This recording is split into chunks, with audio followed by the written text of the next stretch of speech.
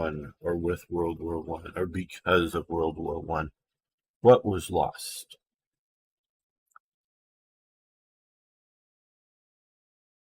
I think the losses are greater than most people realize.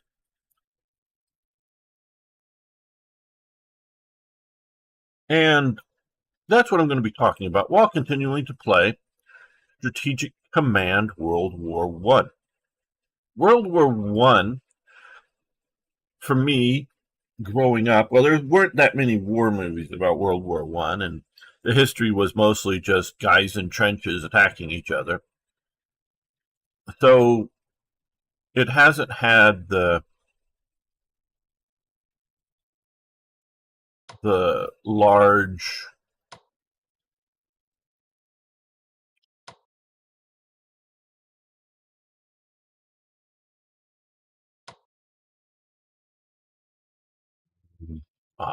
maybe we can do get the artillery up closer to the front. The large interest. Because of the shifting battles in World War II, North Africa, Eastern Front, and all that. More interesting to study. But societal change, I think, is greater with World War One than any other war in the history of mankind. And let me check after sort of doing the intro here to make sure that people are seeing the live stream.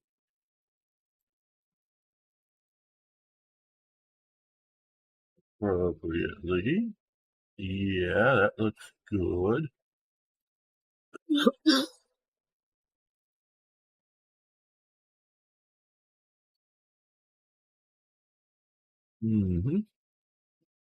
Yes, it all looks good. Now we'll move that on there.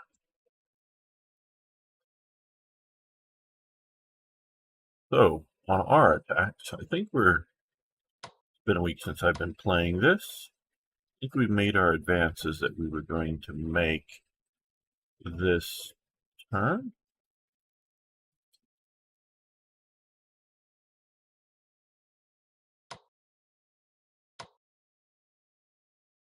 Gotta always look at the flank.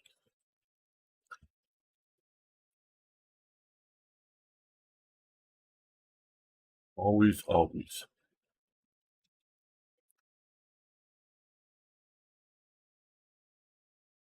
All right. I do think we're good there.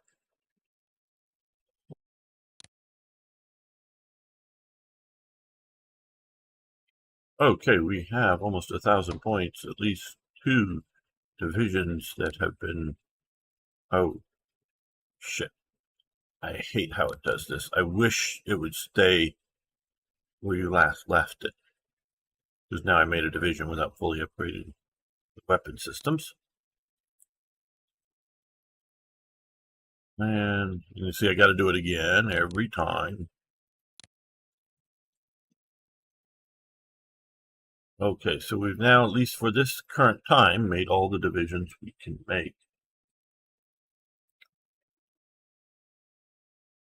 We're going to leave the last of those points for reinforcements and such next turn.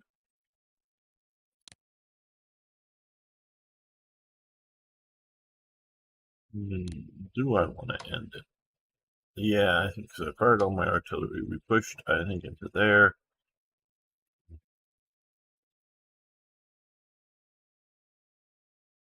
So I think we are doing well. I am still afraid of this tank.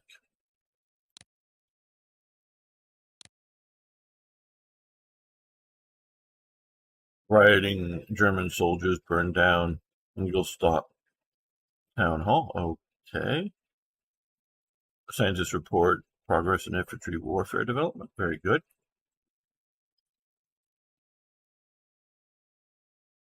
Coming out with like the submachine gun or something. Scientists report progress in armored warfare development. Good. No, not Paris yet, Arno.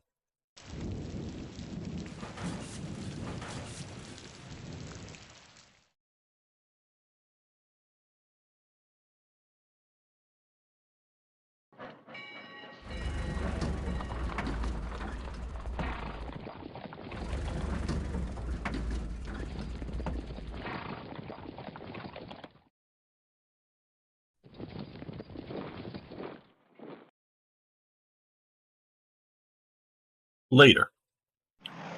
We'll do Paris later.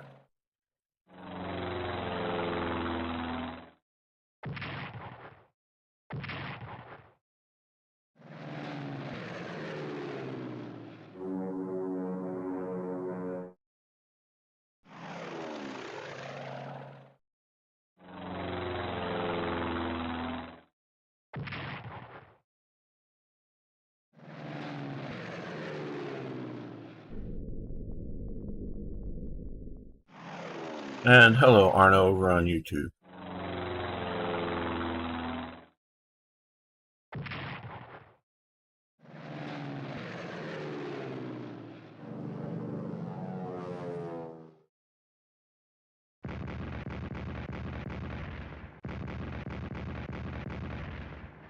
Yeah, they might be able to take that unit.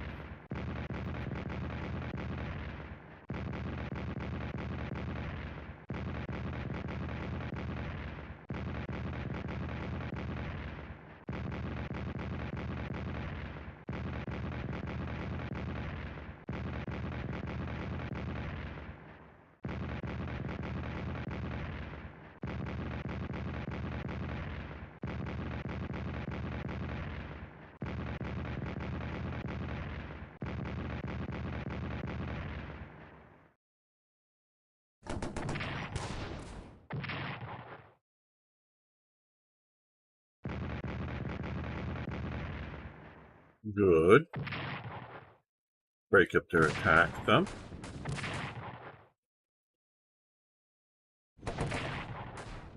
Yeah, like I said, I think they'll be able to take that.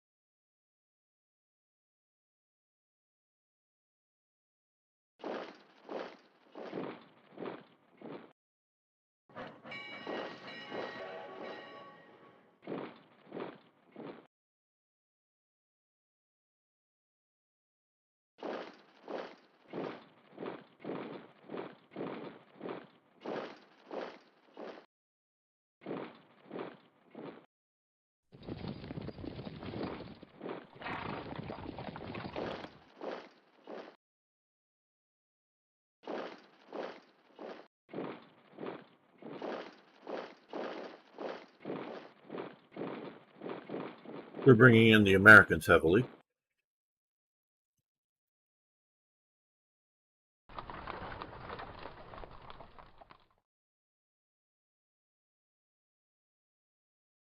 Prop up the French.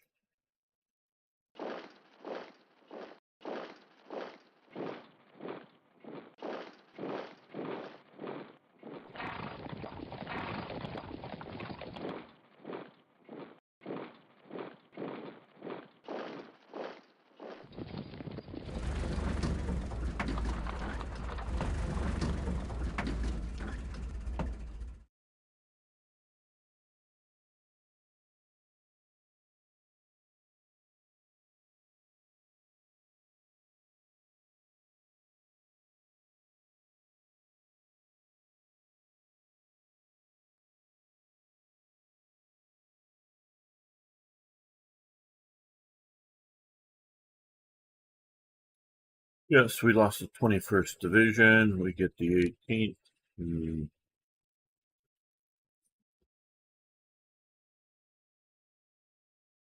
Yeah, I think down here might be of use. Near where we lost the last division. Okay, before I forget it, it was here that they SR'd in.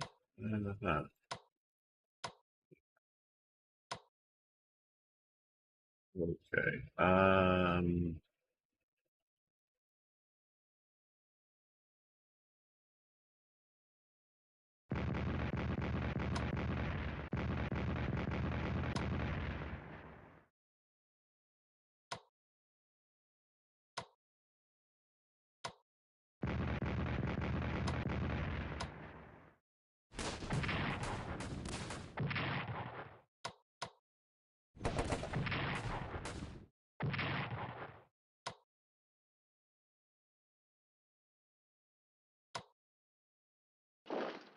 There we go. There we go. Yeah, it hurt us a bit, but we took out a division there. Now, I've come to think the most important thing that we lost with the First World War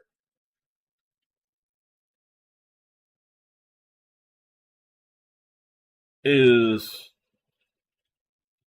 interpersonal relationships that governed our lives. And I've been thinking about, shall we say, the societal mental illnesses that we have been facing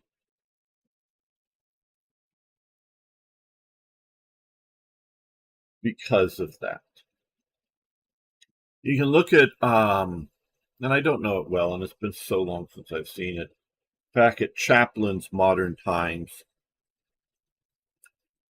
And there's the famous scene that he is being dragged through a huge machine, and he has a couple of wrenches in his hands, and he is fixing bits and pieces on this machine as we go through it. And this is, indicative of humanity being governed by a machine. There's lots of things that govern our life, like approximately an hour and 10 minutes ago, my alarm went off. Now, I set that alarm, but it's still a machine. It's not waking when I, felt like it. It's waking there, at a specific time. And we saw, as of making this yesterday, what is it, CloudStrike or whatever, the sort of security company, causing massive blue screens all over the interwebs for mostly commercial accounts that, like airlines, like governments use. And so it's not just governments that regulate our lives. It's the computer that this is coming to you, that has a form to fill out, and you can only put what's in the form. You can't write notes on it. You can't do other things. And I think this is causing serious, serious problems with humanity, this lack of flexibility. And yeah, no one probably really cares about my thoughts, but I still have them. So, looking at this here, okay, so we've got 2 rounds, 5 rounds, 1 round. So, well, let's be smart. Let's be smart.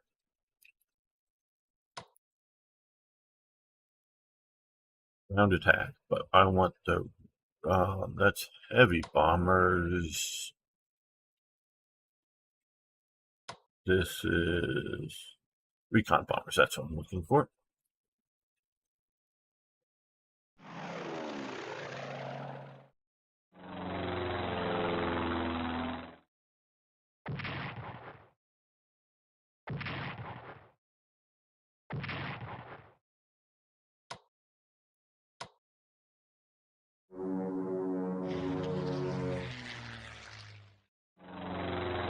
The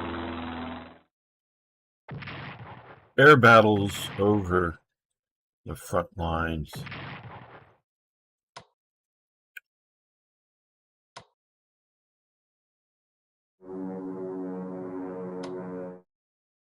Okay.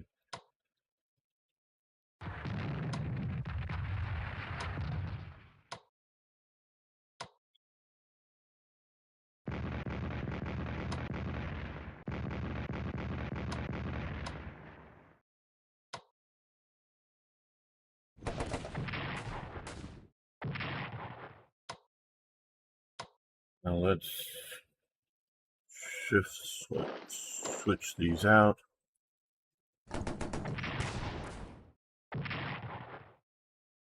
All right, well.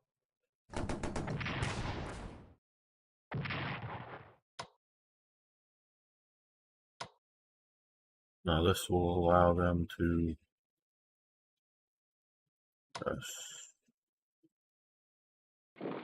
come in. Let me just check. I want to see. Yeah, we're still entrenched there. So we don't need to. Oh no, I want to. So I can attack this very bad, very damagingly. Hey, Felipe, how you doing? Yeah, I know I'm not on Twitter right now. Twitter 6 days ago instituted new requirements that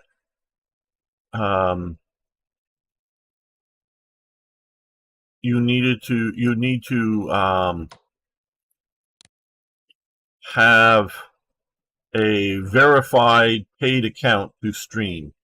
So I am not streaming on Twitter right now because I don't currently have a paid account. I'm debating in my mind whether I should get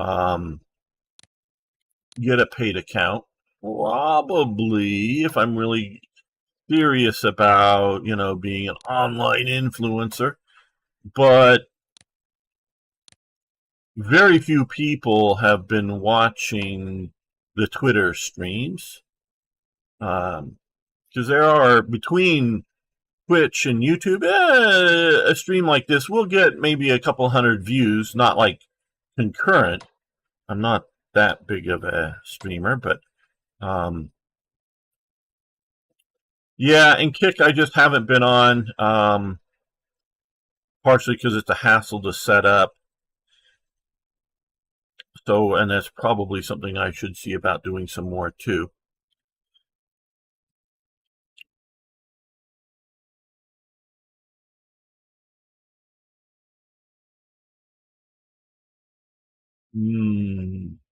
Okay. I really enjoy hanging out with you guys. Don't give Twitter money. Yeah, I don't know. I kind of having fun with heavy fighters and bombers and War Thunder. Well, cool, Felipe. Yeah, you could do that. That sounds, good setup there. Okay, we have 8 shells.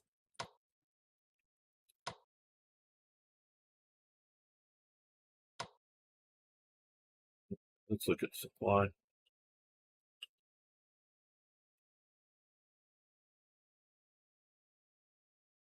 I don't know if am I stuck at, doing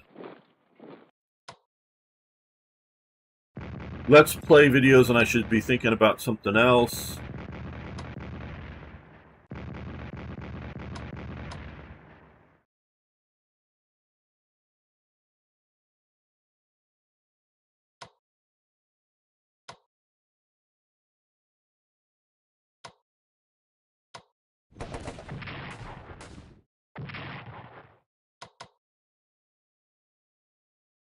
Okay, one more shot.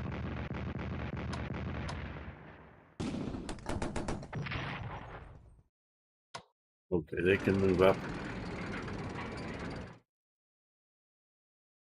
What I like to do is getting a bomber and fly into the enemy so the gunners kill a lot. Okay, I think I understand what you're saying there. Found the French tanks.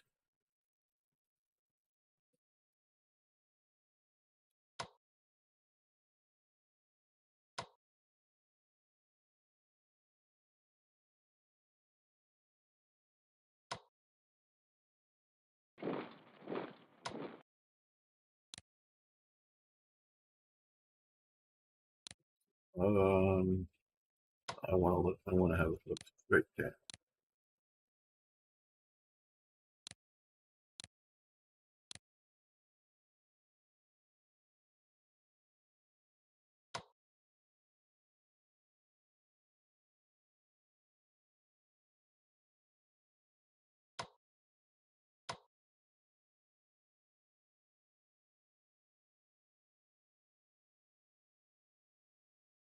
Yeah, they do. And if you get good at it, spotting the target, then strafing, yeah.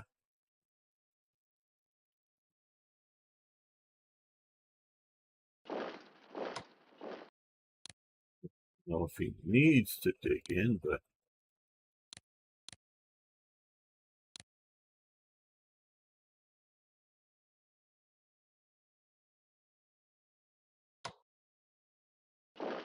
these guys, ooh, that's, oh, he moved into there. Oh, okay.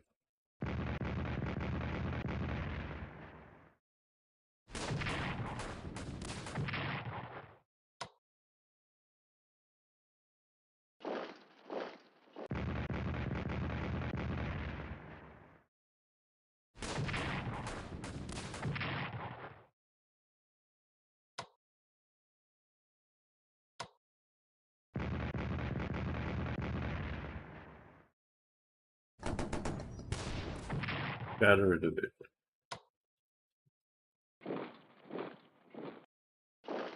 Now these guys come in and dig in.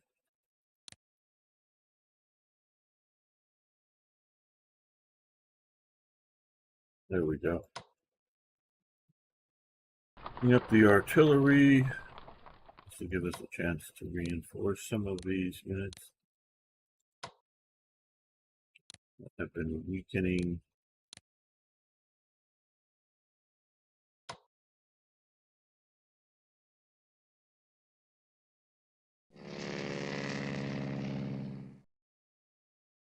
We have a few more up to the front.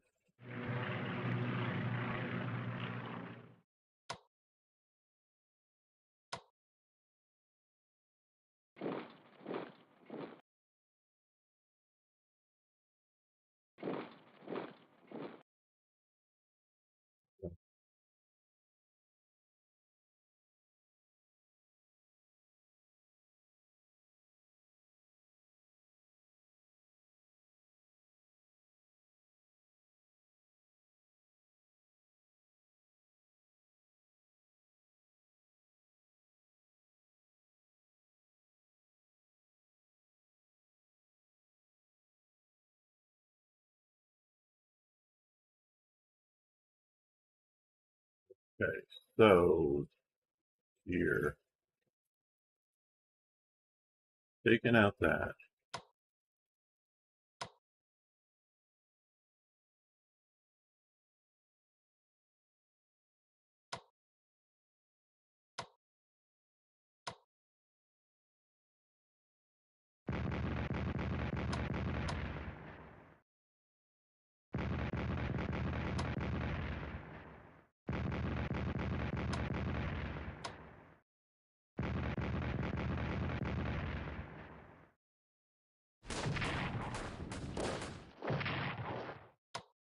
Okay. Well,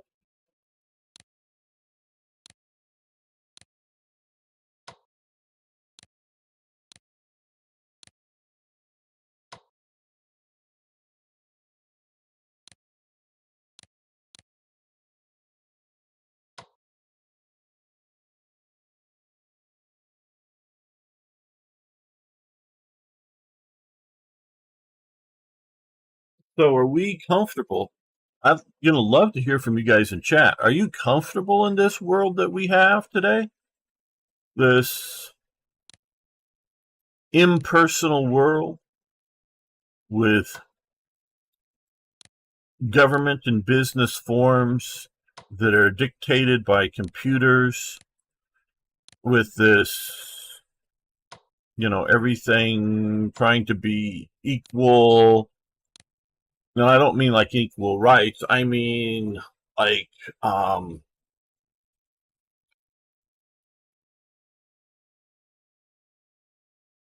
you know,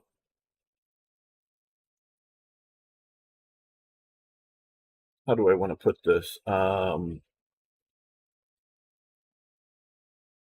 Everybody being treated the same. I know that seems like a, well, don't you want everybody treated the same? Well, maybe some people are slower mentally than other people. They can still do the job, whatever the job may be, and maybe even do the job well. But they're a little bit slower on adjusting to change within the job. Or maybe somebody's slower in moving around,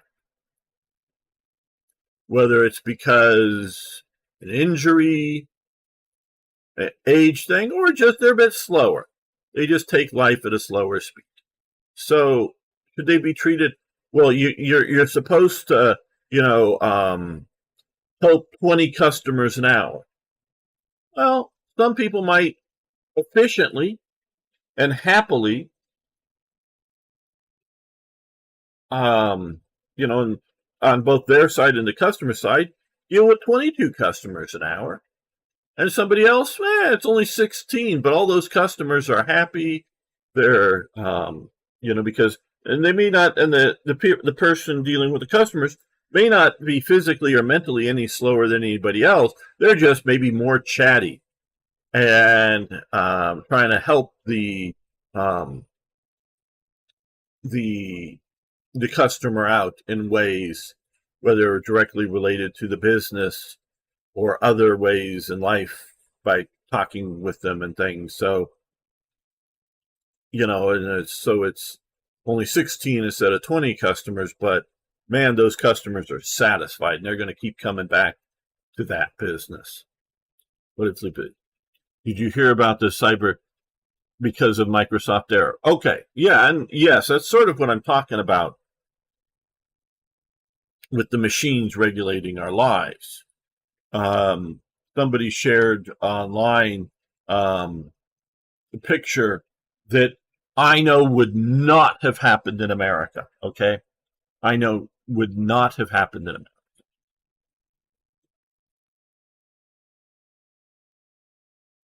But because the computers were down,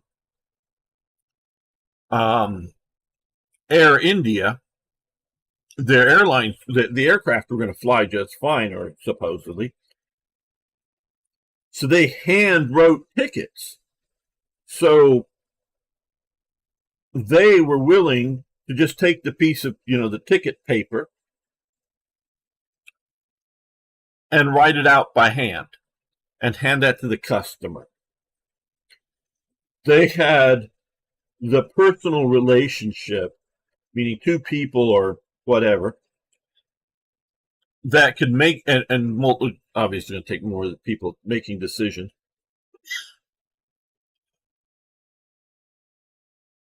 But they, took the initiative, wrote the tickets, collected the money, whatever, and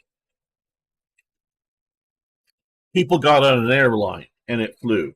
Where other airline companies just would be grounded. I mean, everything could theoretically be working, meaning all of the baggage handlers, all of the, the ticket personnel are there, the flight crews, the aircraft maintenance crews, make sure you put fuel in the aircraft and all that kind of stuff. The pilots could all be there. The radars could all be working for aircraft control. Perfectly safe to go, but the ticketing computers are down, shuts down that airlines because they do not have a human-based backup plan. Like, hey, if all this is down and it checks out, because then this could, and yes, obviously this was global. But it could just be the computers or the computer system or whatever you want to call it at a particular airport or a particular company. Do you shut down, all the flights that are coming and going that are networked through your airline system, that are coming in, that are leaving? The aircraft's supposed to fly into here in the morning and the afternoon fly excuse me, to somewhere else. So, do you let the whole system go down or can you just handwrite tickets? And this, again, it causes all kinds of psychological stress. Not just when things aren't working. That's when some of the big stress happens, but just daily stress.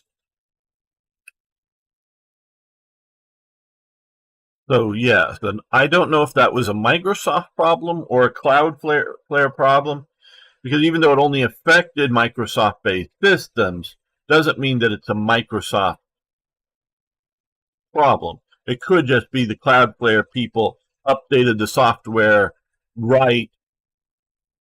So working with, Mac and working with Linux, but they put in the, entered wrong data, wrong parameters, whatever, for the Microsoft stuff. So it may not be Microsoft bad. It may be Cloudflare bad.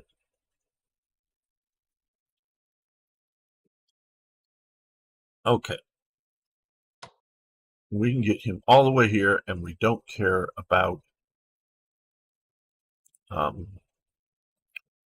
digging in. We want to go get that road section there. So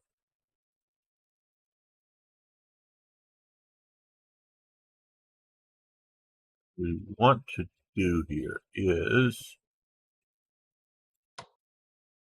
he's too far back there. How many rounds? Oh, he has 10 shells, so we might as well fire some.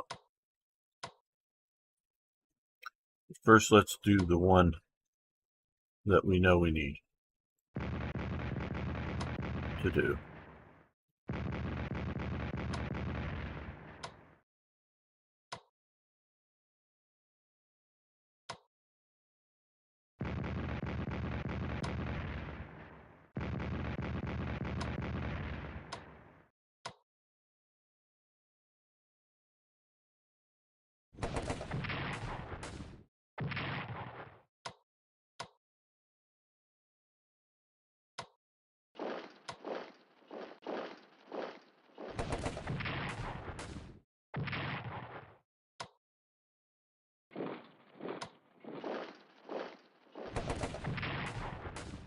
Damn.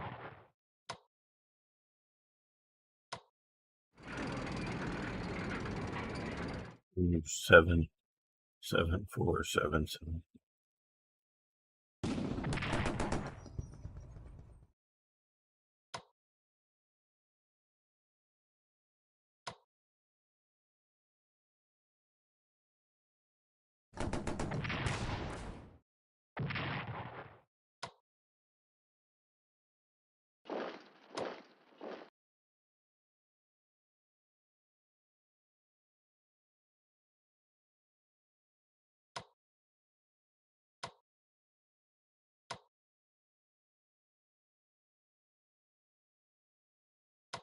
Okay, let's see. We have to back and come to here and dig in. So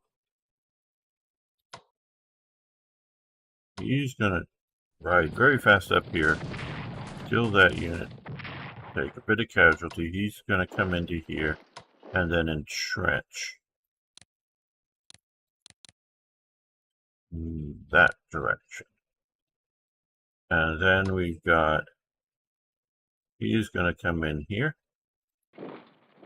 Could strike boldly, but we're going to actually entrench just like that. So we've moved the line up. Do you have some tank? Yes, I just attacked with the tank unit. They used the symbol of the big super tank that never got produced, but never made it to the front, as far as I know. Yes, yes. Manual stick shift. I sort of kind of vaguely can, but it's probably been, oh boy, well over 30 years since I've driven a manual at all. But another thing would be, because automatic transmissions don't require like computers. You can have automatic transmissions in a entirely non-computer car. No electrical brain at all. But would be like maps and navigating around. So many people are dependent, whether it's you setting their phone onto their, with a clip thing onto their dashboard, or having a map function in their car to get them to drive around. I mean, sure, they may know, their path to and from work, or to and from, 10 or 20 different destinations around their immediate life. But beyond that, they just don't know, and they entirely rely upon navigation systems. Where when I was younger, they did not exist. And you sort of had to know, like, again, I'm from the LA area, the big freeways, how they interconnected.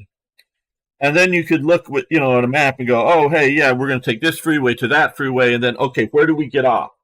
Because there's 1,000 off ramps, between all of these freeways in the LA system. So you don't know all these off ramps, but you look, okay, you get off at whatever off ramp, and you figure that out on the map. And then you look some idea of, back once you're on the regular city streets, because I'm sort of presuming you're going to some place either you don't normally go. I mean, you may have been there before, but it may have been 5 years before. I mean, it may not, and you've only been there once before. So you sort of have to look it up, and okay, yeah, we go there, and even if you don't get all the details done, you got your map with you, so you take the freeway, you get off where you go, and you get close, and maybe if you're riding with somebody, they'll pop the map open and get you the last few blocks, or whatever, correctly to find it out. But these skills are gone, and so most people don't even have maps in their cars. So if the phone system, the tracking system goes down, that puts on, because it's just software. And so if the software that's running that uses not so much GPS, but your relationships to cell towers as you move around the city, and shows you on the map where you are at. If that goes away, these people are just lost. They can't even get home, maybe. So,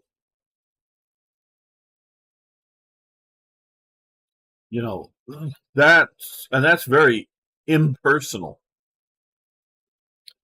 because with a map, you can easily, if you sort of know how to use it, there may be 10 different ways, some better and some worse, to get to where you're going to go. But if you're just being regulated by a machine, giving you the path, you don't look for alternative routes. So it's very hardly defined. Hello, Elizabeth. How you doing? Well, actually, we're beyond, according to the unit symbols, the A7.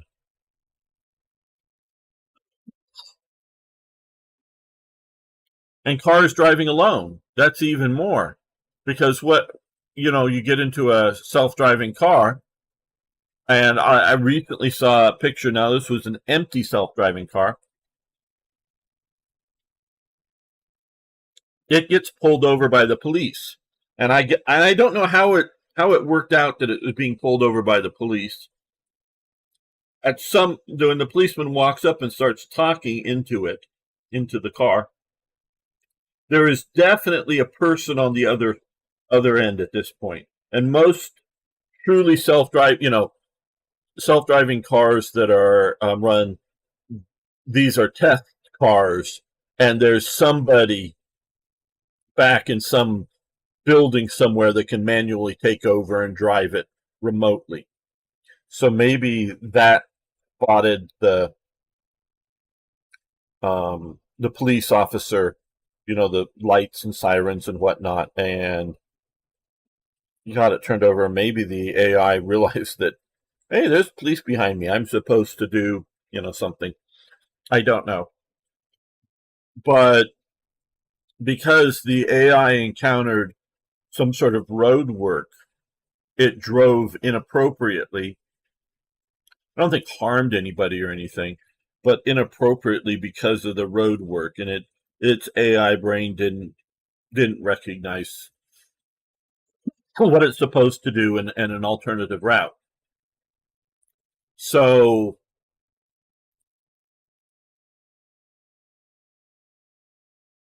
I don't like using kiosks at fast food stores, and they're getting more and more are showing up. So you show up, you have a preset menu. Now they've always had limited menus, but let's just say you don't like onions on your food. And yeah, I'm not saying that there isn't. You hit the burger, and there isn't like an option to customize the burger and say no onions, or no cheese, or no whatever, no tomatoes if you don't like tomatoes, or whatever on the burger. But I don't like that. Even if it's easy, I don't like that. I like to walk up to a person and say hello. And say, I want the hamburger, but hold the onions, or whatever it is. And that's an interpersonal, meaning between two persons, relationship, as opposed to a kiosk. Now, I do know that, well, we have here, and this is all coming from World War I, people. This is all, this, some of it very well may be looked at as an advancement of technology based on World War I. Not every change is bad just because it happens. That's very much needs to be kept in mind. But we've lost this idea that you can interact. So you get a car, or you order a car on your cell phone, and is that car going to be able to find you? You may go, well, of course it is, gamer. Yeah, but there's a lot of judgment in it. You may be at a location that there's no parking places available. It could be like along the edges of a street, and so it can't pull up and park. There's no legal place to park. There may be a place to pull in, but it's the curb is painted red and there's a fire hydrant. Well, with a taxi cab would just pull up there, because the point that you can't park there is you're not supposed to block the fire hydrant if there's a fire. But for the 60 seconds, 3 minutes, but even during the 3 minutes that the person's getting into the car, etc., there's still a driver sitting in that car that could react if there's an emergency like a fire and fire department showing up. And we know it's not. It's intended to be left, because people, if people would even if you gave it like oh, hey, there's a fire hydrant there, you could park for 10 minutes. But, other people would, how are you checking this? They'd park there for hours and whatnot. So they just go ahead and, paint it red and you can't park there. But people will pull up and load and unload, and it's no problem. And most police officers would ignore it. If somebody's like getting into a taxi cab in a red no parking zone, no stopping, unless it had some other danger.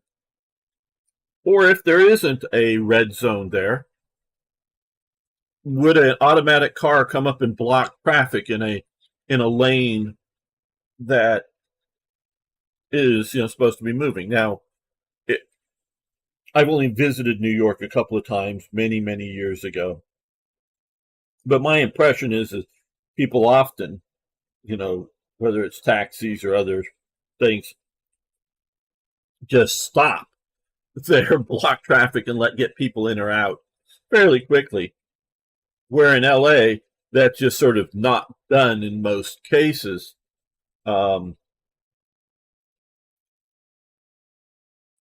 they would just drive a little bit further to some other place and then let somebody out. But if you're having an automated system,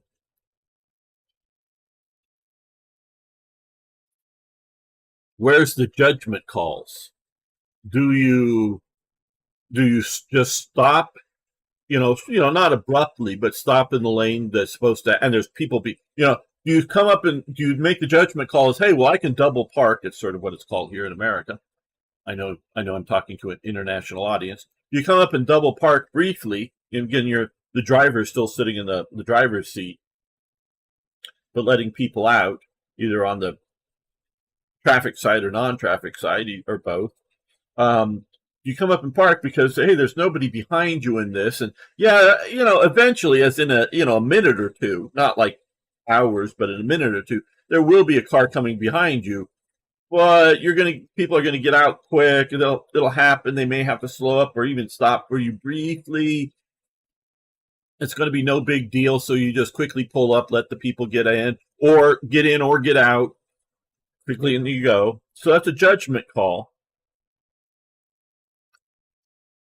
that a human looking at the situation could go, or is it too heavy traffic? So you drive halfway around the block and find another place to pick up or let people out and whatnot. So you're making a lot of judgment calls. Where if it's just an automated system, what kind of judgment calls are you going to have, if any? And how is that going to work? So these are the things that these, impersonal systems. Okay, here. You got 4 points. We're going to move you up and get ambushed. I was wondering.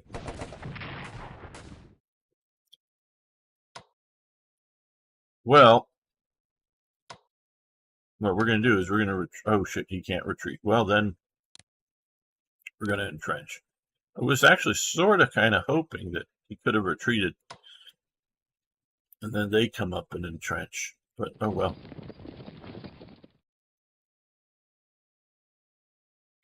Probably lose that division.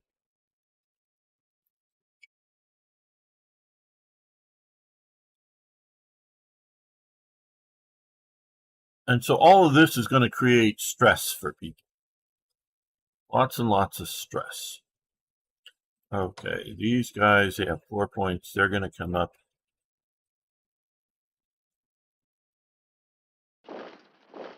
And entrench.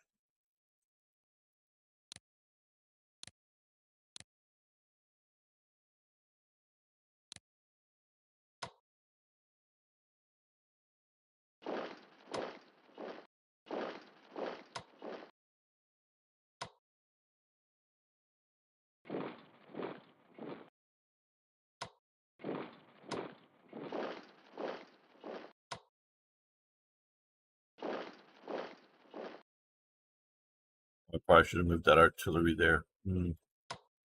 Well, let's move them on the road there.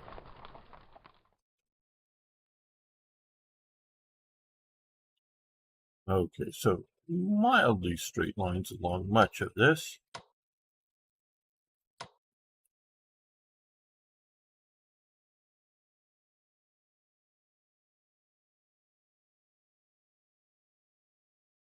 Okay, down here. We pushed in, looking good along here. We got to take that town.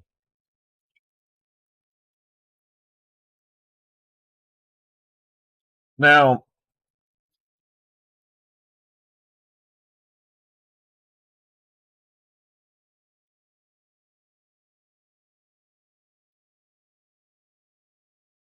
what you're seeing with World War I, and we definitely have shades of it with the Franco-Prussian War and the American Civil War, is not just an industrialized war, meaning how many bullets and bombs can you make per hour. but also war at great scale, or maybe better put, activity at great scale. It's not just the war. For some, nations, it's all consuming. But even when it's not all consuming, you're still getting, activities like the railways, and that's one of the big things I'm thinking of here, and not just in Europe, but like in America. And the reason time zones exist, at least in America, and I don't know if they existed um, before, the idea of a specifically known time. Because I think prior to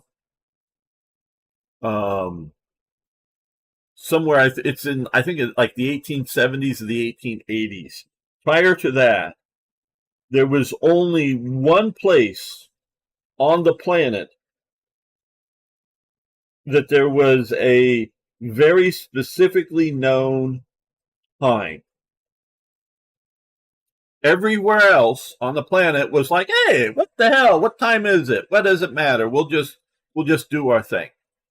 And that one place on the planet, see how close we can get to it, was near here, but it's a little bit more west, a little bit more west, is in Greenwich, England. Because that's the prime meridian. Because Britain ruled the world, if you will, at that time, actually more ruled the seas is important. And they set the time there. So when the sun was right above Greenwich, England, straight up and down, that was 12 noon. And then the British, and the reason they set all this stuff was their chronometers, their highly accurate clocks, so that they would know what time 12 noon was in Greenwich, England, anywhere around the planet. And then from there, they could look and see where the sun was, or stars, or whatever, to know where they were in the world, as they could do the mathematics. And so those chronometers wouldn't change the time for noon to something locally. It was set at Greenwich, England. So all these different towns here may even have, before World War I or before this time, an official town clock or some other thing that a lot of people would set their watches and their clocks to have an identified time. But the time for noon between here and here might be 20 minutes difference, even though they're on the same, meridian, north-south, as opposed to east-west. But because trains and scheduling and running into each other, I know in America, I don't know if it comes first in Europe or first in America, set time zones so that they could schedule trains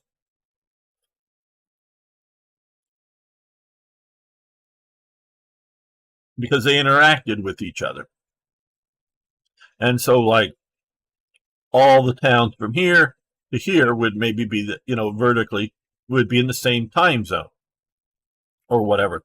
So even though the apparent noon, the sun straight above you, would be off, it'd be theoretically 11 in the morning for you or something, or more like 11:30. Well, you just set your clock to noon. Excuse me. So that's part of, needing to do activities at scale.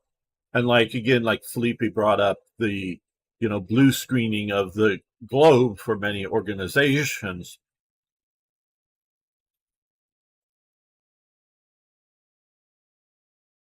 Let me breathe here for a moment. So that standardization is necessary for these big human endeavors.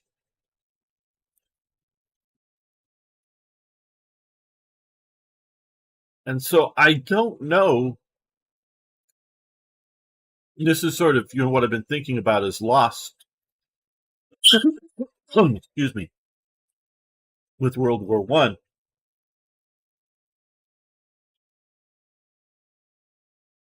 I don't know the future of how to work this out.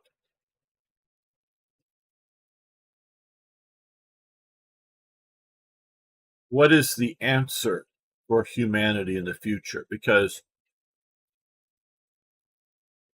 I know this may seem like a first world problem, and that this doesn't touch places maybe like India or Africa, and to a lesser extent other parts of the world. But it's coming everywhere, because in the remote jungles in the Amazon or in Africa, you have cell phones that are hooked to something like Starlink, and are hooked to the global system. So these machine regulations are coming to, various corners, remote parts of the world. And although it may not seem like overly impactful at the moment to them, places I can reinforce, it will be, given time.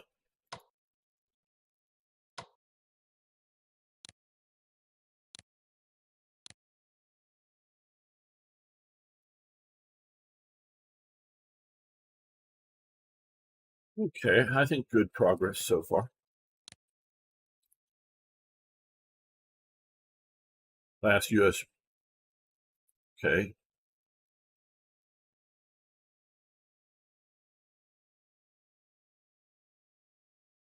British troops land in Murmansk up in Russia. Scientists report progress in armored warfare to 90%. Oh, I forgot to buy units. Oh well. Too much talking.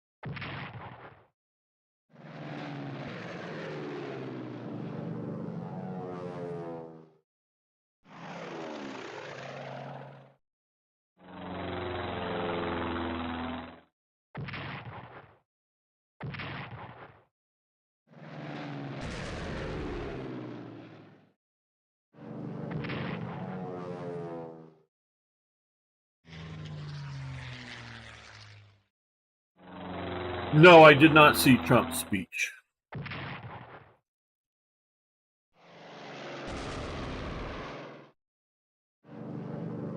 I hear people have commented that he's a changed person. I'm sure he is from what happened to him.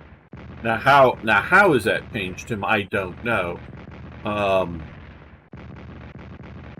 And some people that had commented on the speech that the speech showed that he's a changed person.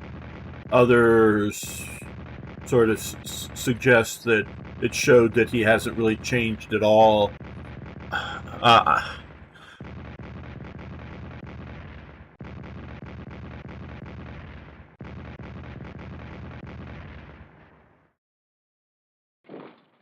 I think people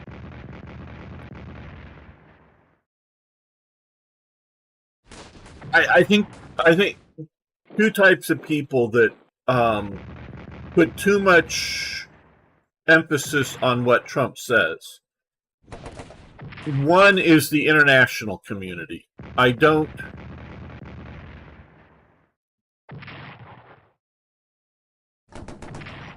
really think the international community.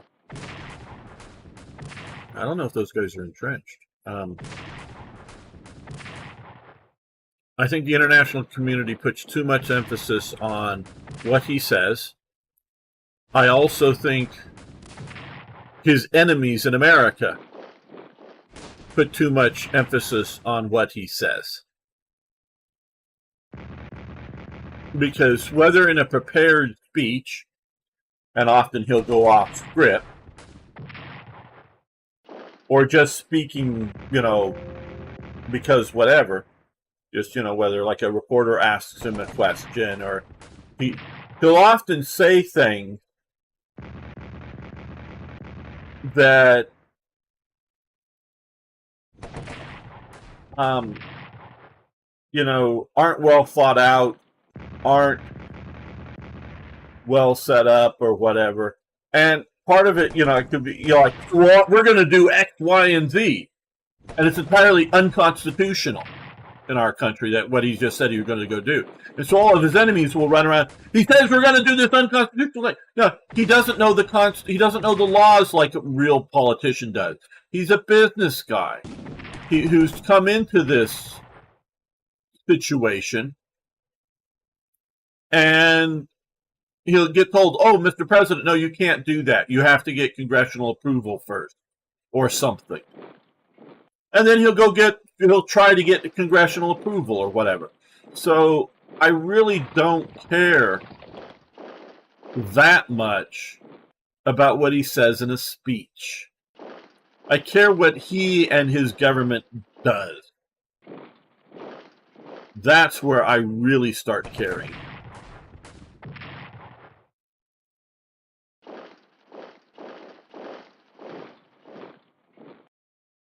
Oh, I think Trump's going to win, but I still think it's going to be a hard fight.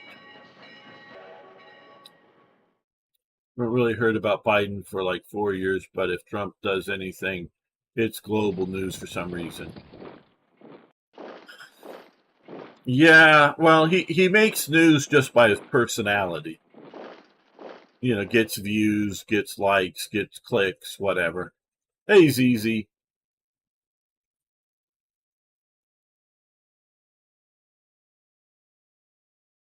So I would not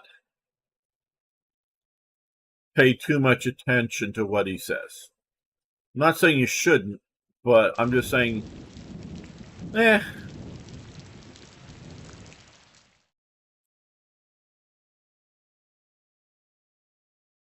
Well, thank you, ZZ. I wish more people liked the game. I thought about playing Strategic Command, the Pacific game, but quite honestly, just wasn't prepared to play it this morning. Or as I was thinking about it last night, I haven't played any of it, and maybe you guys would have liked to watch me, first time poking around in the game, but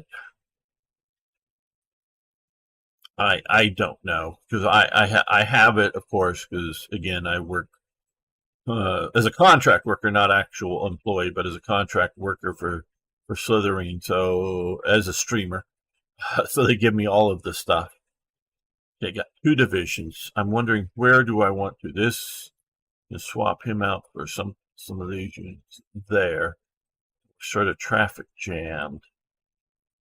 Here we got some Portuguese stuff. Looks like we could push some, maybe one division here.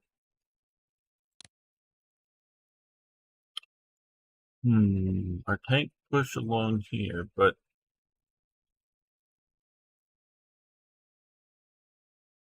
I think we'll go here.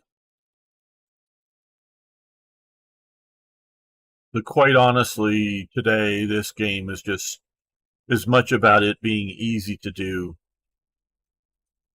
as anything else. Yeah, we're not dug in there. Oh, we're dug in wrong there. Okay, so he's going to come in here and entrench. That's why we did so badly at that fight. Okay, and you can come up to there to be prepared for future attack. He's well positioned. Maybe see about him.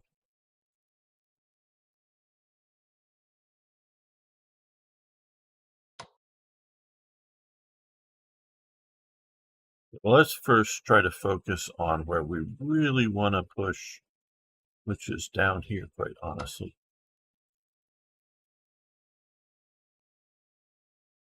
Okay, briefly, let's see. We want to take this road, but if we had just pushed purely down this road, it would have given the French too much of a flank, and they really can't hold or flank us through this forest well. So we're also pushing down here to keep this flank solid, but this is where we really need to go. We really need to take, well, this tech is where we need to take, where the aircraft is. So we need to get to there. So we need to get rid of these two divisions here. So I'm just seeing this up here.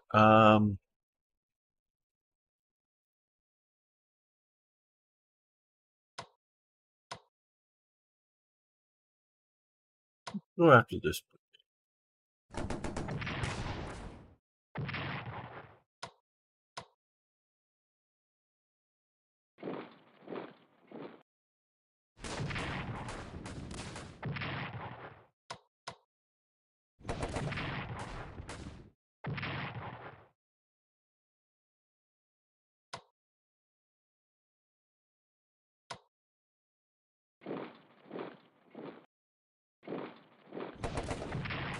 There we go. Now do we go into the town? I have a Zeppelin. Oh, I have a big bomber. Oh, no, that's too far away. You can't. I wanted to bomb the town. Can you bomb the town? No, you're too far away too.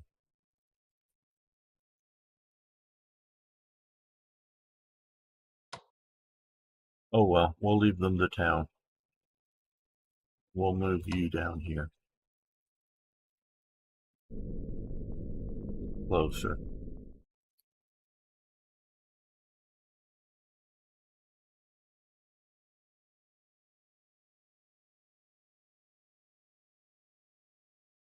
Okay, they can strike north, but we want to also strike here. Saying that if he doesn't win, civil war is going to happen.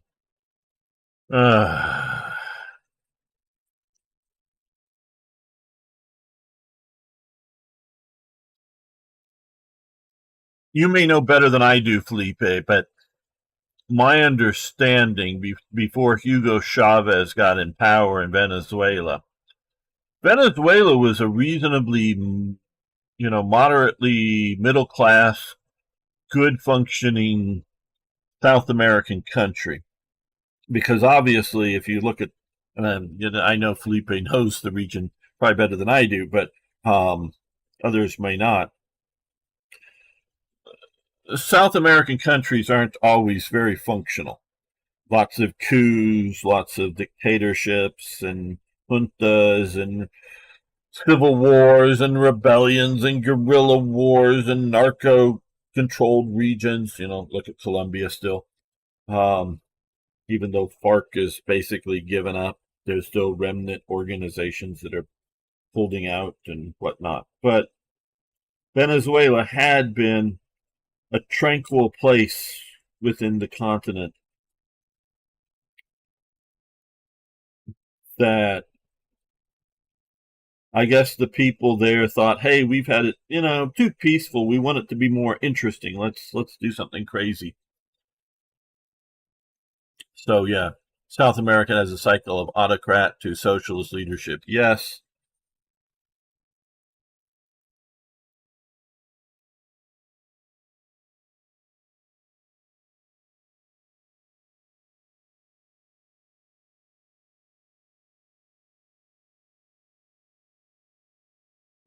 I'm trying to,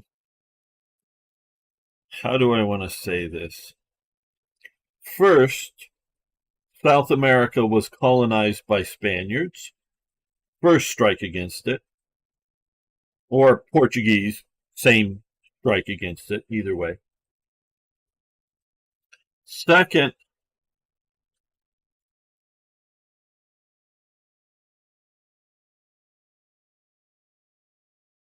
it has been unable to I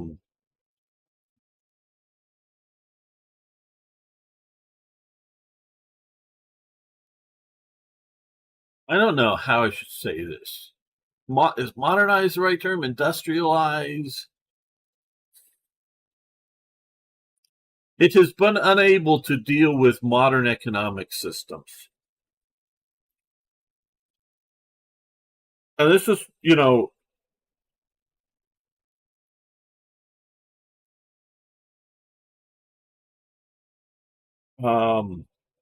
Adam Smith gets it right when he looks at his two books, Wealth of Nations and Moral Sentiments. Okay, he gets those basically right. But Mark and Malthus are just wrong on every effing level. Okay, they are just entirely wrong. And we've been talking a lot about what was lost in World War I. But in socialism, we can talk a lot of elements based on socialism, but socialism is based on the idea that there is a pie. And everyone gets a piece from this pie. And if one person takes a bit more than somebody, or one person's piece of pie means another person's piece of pie has to be smaller. And, so you're denying somebody else pie because you're taking it. Now you may be, and so you have to cut the socialism. The idea is to cut the pie equally up for everybody, or at minimum, cut the pie up in such a way that no one starves. As opposed to the idea of simply making a bigger pie. Well, but we've always made a pie that's 18 inches around. Well, why don't you make it 20 inch? Well, because we always make it 18. Well, why don't you make it 20? Because we always make it 18. Okay. So the idea that like an acre of land being farmed with muscle power, whether that's human or animal muscle power, is only going to produce so much food. So if I have an acre of land and my neighbor has an acre of land, we're only going to be able to produce so much food. And so we can look across our country and see how many acres of farmland there are, and that's how much food our country is going to have. This also goes into Malthus. He's another 19th century that person that thought they were going to be fighting over this. But you can go and say, oh, well, you can sprinkle fertilizer on that land, and it'll produce 3 times as much food. Oh, well, but we can only pick this much food because it's not even so much how much can grow on that acre of land. It's I'm a single farmer with my muscle power, and I can only pick so many ears of corn before it goes bad. So I don't care if you can grow 3 times as many ears of corn. I can only pick, however many that was, we were doing on the acre of farm. Well, we have this machine here. Oh, well, so,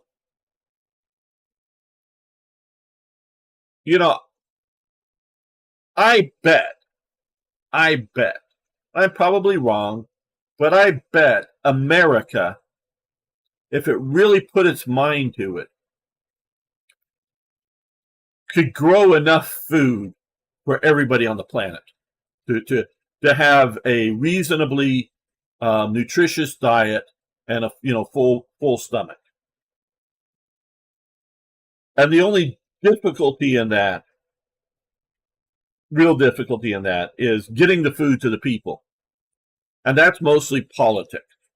Because it's politics does, China want to protect its own farmers, or corruption so that they, the local political people want to take bribes to make a road or a railway. So, you don't get the railway built, so there's no easy, cheap way to get food to somewhere else. And it doesn't matter. I'm just using America as an example. Could be somebody else. So we can have plenty of food. It's the human problem, and in the long term that makes getting people food. Short term, again, they may have not built a bridge across the river, but if they started 20 years ago, they would have had a bridge today. It's the human problem. So, and this, because of studying guerrilla wars and other things, is why socialism and whatnot in Latin American countries, because you often had, like in Nicaragua, one guy who had the license, shall we say, to import motor vehicles. But nobody else, there was no competition. One guy, he got from the government the exclusive right to import motor vehicles, say. So no competition. Nobody else is importing motor vehicles. He's making his money.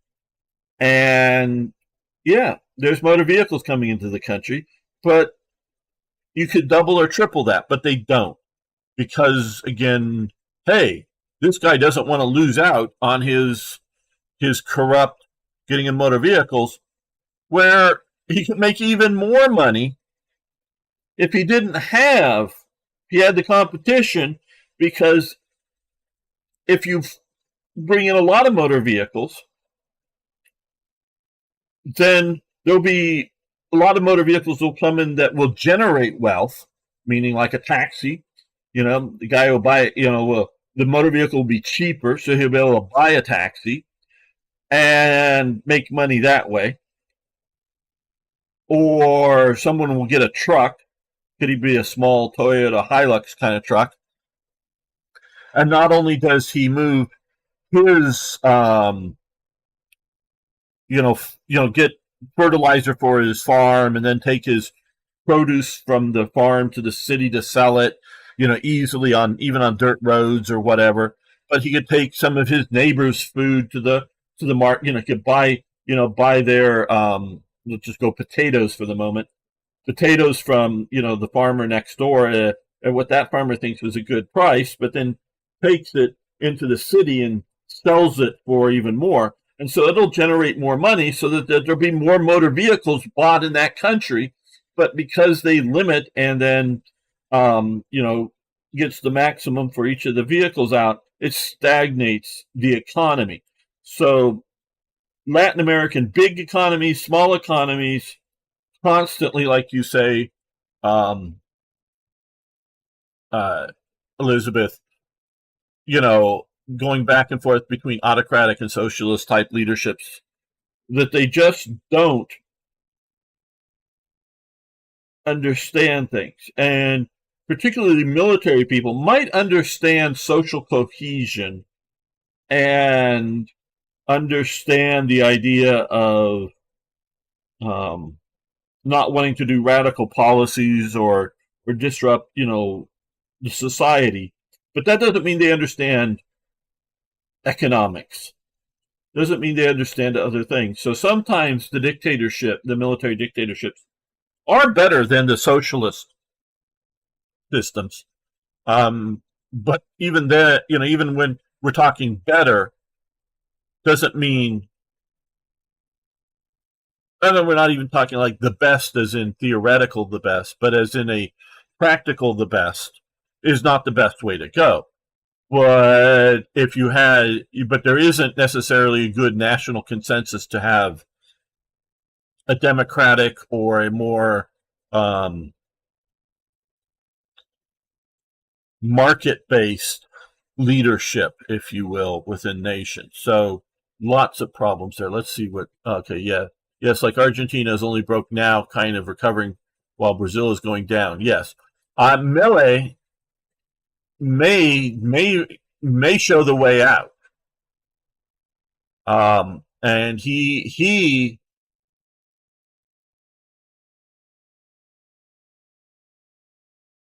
is the first revolutionary South American leadership that I've seen since maybe Simon Bolivar. Because I don't count the communist or socialist revolutionaries as being revolutionary leadership in Latin America, because it's all previously set up formulaic. It's no new ideas. It's no new to the region. It's been there. Yeah, I know but even before, the leadership has always been sort of paternalistic and pseudo-socialistic, even going back to the, Spain when they ruled there. So, there's always sort of been that. So Milei we'll see if Milei can pull it off. He may radicalize South America. Just think, South America, sure, there's the Amazon jungle. Sure, there's some very harsh mountains. My God, the continent isn't significantly, yeah, I know a big jungle there, and it's on the equator. Yeah, I know, but still, and truly northern hemisphere continents like Europe, like Asia, like North America, do better than continents like Africa, like sort of not really so much of a continent, but sort of kind of Indonesia, things right on the equator don't do as well. But my God, Latin America could have been, again, it's being, and I know I may be insulting Felipe because he comes from a Portuguese background, but the culture of Portugal and the culture of Spain really suck. And there's a lot of cultural problems there. And I'm saying they suck in comparison to Northern European cultures. They really do. So there's a lot of problems, and I look at it as entirely cultural, not geographical. Yeah, I know, like I postulated. Yeah, the Amazon, has its diseases and whatnot. Okay, but that's just the Amazon. You can go north, you can go south, and places like Uruguay could be marvelously, developed. And I mean, I know it isn't a primitive place, but it could be a vibrant world, but it's not. Brazilian politicians only care about money, not the people, taxes. Or, yeah, socialism, misunderstanding of human. Oh, absolutely, socialism socialism is evil because it does. And it's not just how many people they kill because to get socialism, but it is, like you say, a misunderstanding of human nature, and it uses force. Sometimes might be soft force in some countries, lawsuits and fines and all this stuff, and not just prison time or something like you saw in the Soviet Union. I'm sort of contrasting maybe Sweden versus the Soviet Union, but they're using force at one level or another to conform to the socialist idea, which is contrary to human nature. So yeah, it is bad just on its own. Brazil's actual government want to keep spending money for themselves and raising taxes. Yeah. As far as I understand, South America, they all thrived when backed by the USA, but the US distanced itself from the countries. So it's not quite as simple as that.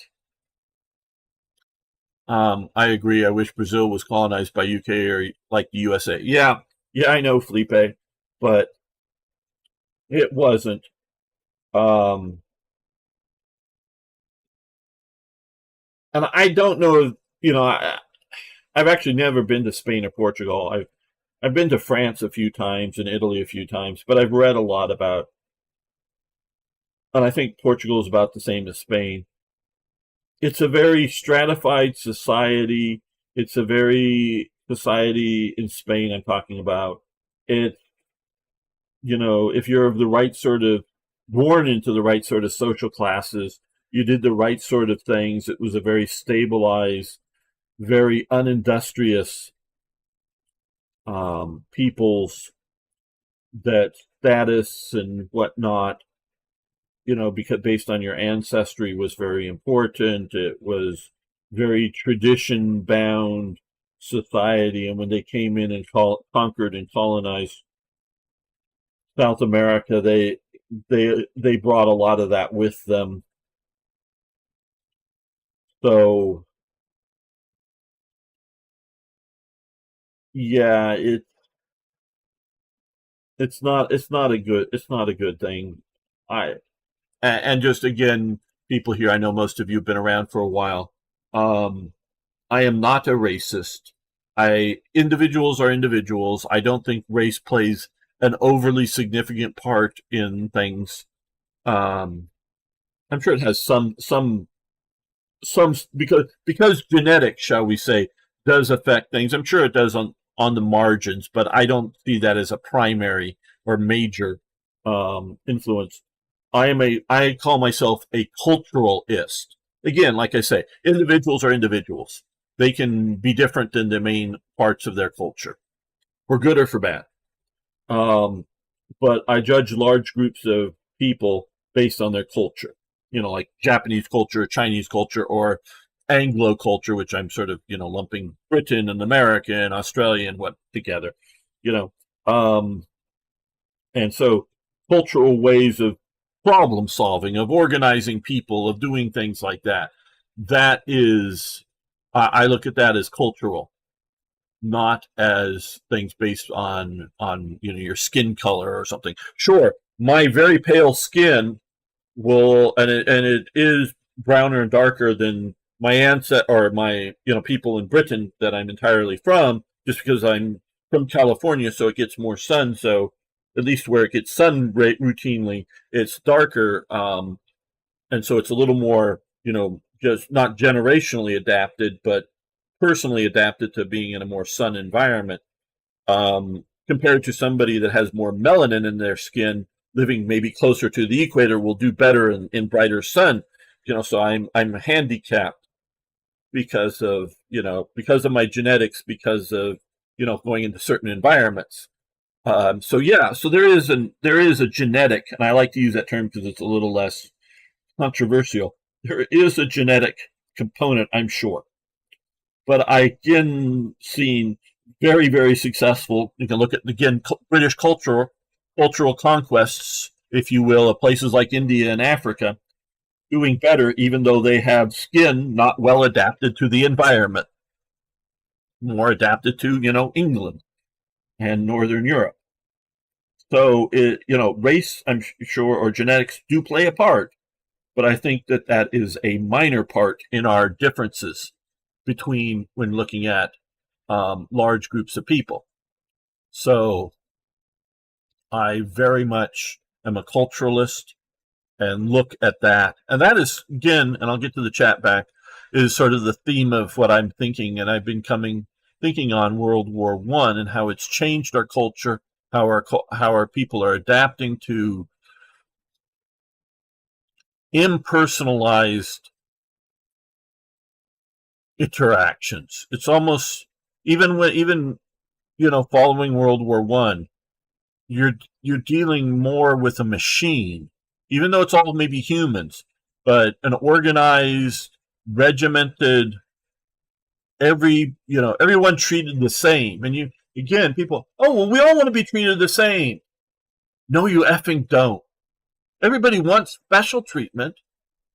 Not that everybody deserves it or whatever, or better treatment. When I say special, it means given better than somebody else. But we don't want to be treated the same. We shouldn't be treated the same, because some people will literally be rock stars. Now, does that make them better than me? No, but they're rock stars. Part of it, they got a lot of money now. Part of it, they have a lot of problems because, fans will, overwhelm them. They can't just go to the grocery store. They can't just, now some of them, might be able to put on sunglasses and a hat and you don't recognize them readily. But, they got both benefits and problems from being a rock star. And, so people are different, or just figuratively rock stars, in that they're a computer programming genius or whatever. So Jamnuska says money is always better than fame. Well, it can be. It very well can be. And so, yeah, I am, and this is, now, again, we can take it like mentioning before, and I will get to some of the chat here.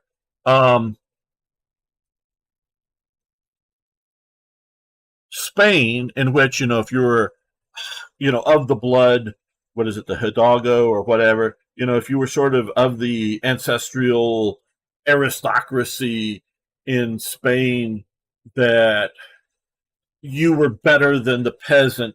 Well, obviously, if you've been educated and can read and write, you're probably better at making decisions than the peasant who can't read and write. So, but you can take this, and again, here I don't know if some of our Indian friends are around, and some of them I know disagree with it, but the caste system in India, that's very, very rigid, that's still there to this day, that is, may not be regimented like an 18th century marching regiment, but is very, it's very hard to break out of your roles in India. So, yeah, you can have too much of special treatment, not enough similar treatment to other people, but you sort of need to have that flexibility, maybe a good term. And I'm trying to, and this is only in the last year or so that I've been starting to really think about World War I and the world before World War I and the world after World War I that changes. Because prior to World War I, virtually nobody is questioning the way society is. Virtually, sure, you got Marx and Engels and other thinkers and few revolutionary anarchists that are planting bombs around. But as a percentage of the population of the planet, that is less than 1%. Everybody is just living in a world that they accept, shall we say. And then that world breaks down because of World War I. had an argument with a friend, and I do mean a friend, and it was an argument, talking about the Romanovs and how terrible, and not just Ivan the Terrible way back whenever, but talking about the Nicholas II, Tsar of the Russias, during World War One, and how terrible, they failed, and he's a terrible leader because bad things happened. Yeah, bad things happened, but I don't think he failed. And then I talk, not so much an argument, but talking with another friend, and about him. So this is all sort of a related thing, but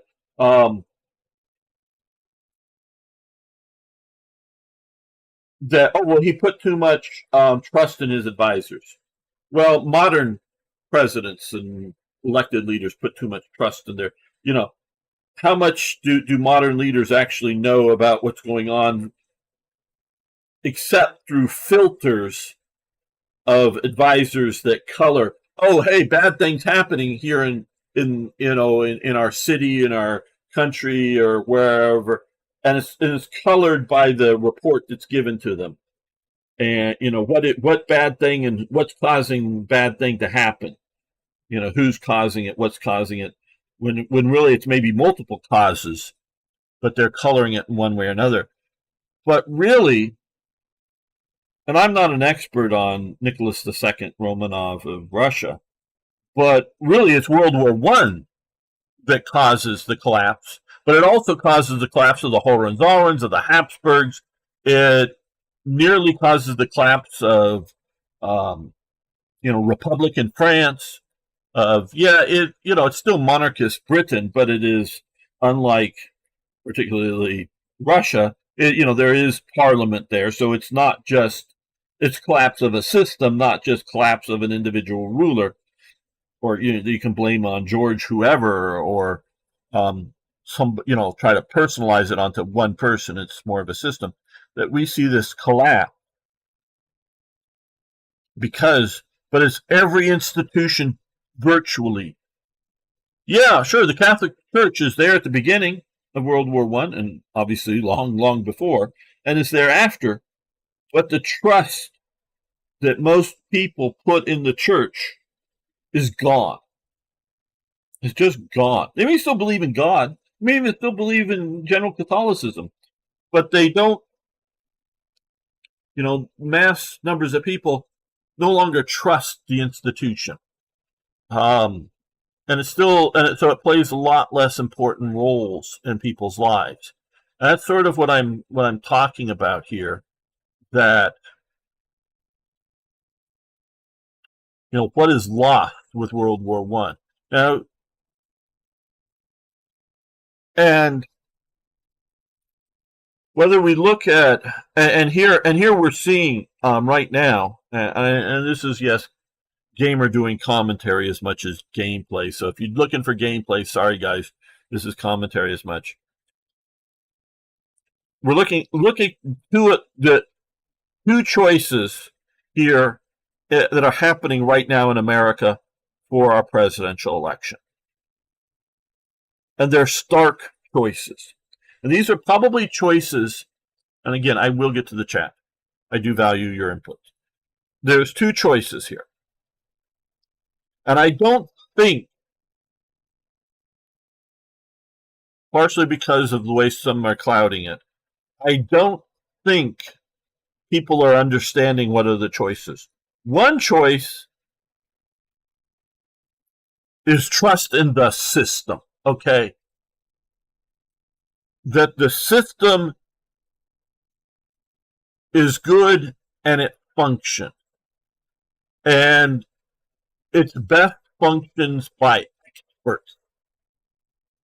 Whether that expert is a doctor, a lawyer, an inspector, like a health inspector or a building inspector, it is the system. We don't want that building built unless there's a building inspector who inspects it. And if he inspects it, it is good. The system is working. And it can literally be headed by a brain dead person, because the brain dead person, well, hey, the head of the Defense Department and the whole pyramid hierarchy of the defense establishment, whether it's the Defense Intelligence Agency or the private carrying the M16 rifle. I know they don't carry those anymore, but it doesn't matter. That the system works. We've built a system. The system will react to the world, and it'll make collectively the best judgments possible, and we trust the system. That's one choice. The other choice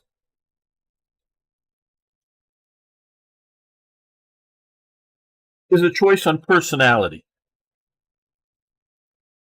Is choosing a person that we're putting our trust in, a person that definitely has expressed ideas.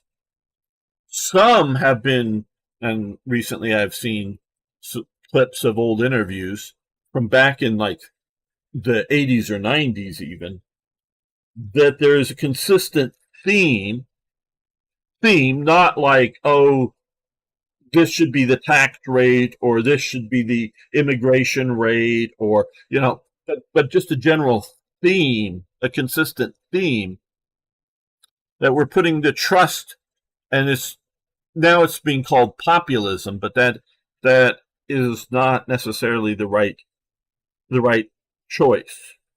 That, and especially with the events that happened last Saturday, that people are coming around, that they're going to put trust in that person. They all know that they're all going to be. They all know they're going to be a little bit let down, because that person won't maybe build the full wall, or stop all illegal immigration, or won't bring back as many jobs to America as he promises. They all know that they'll be let down in some way. They know that. Whether they really know that, in the front of their mind, or sort of know it in the back of the mind, it won't be what they hope it will be. But they are trusting that they're going to be making reasonably good decisions that are moving in the direction that they think is good. Okay? So they're going to try to stem the flow of illegal immigrants. Whether that's successful or not, whether it, just what methods it's going to be, still a lot to be concerned about there, but they believe it's going to go in the right direction.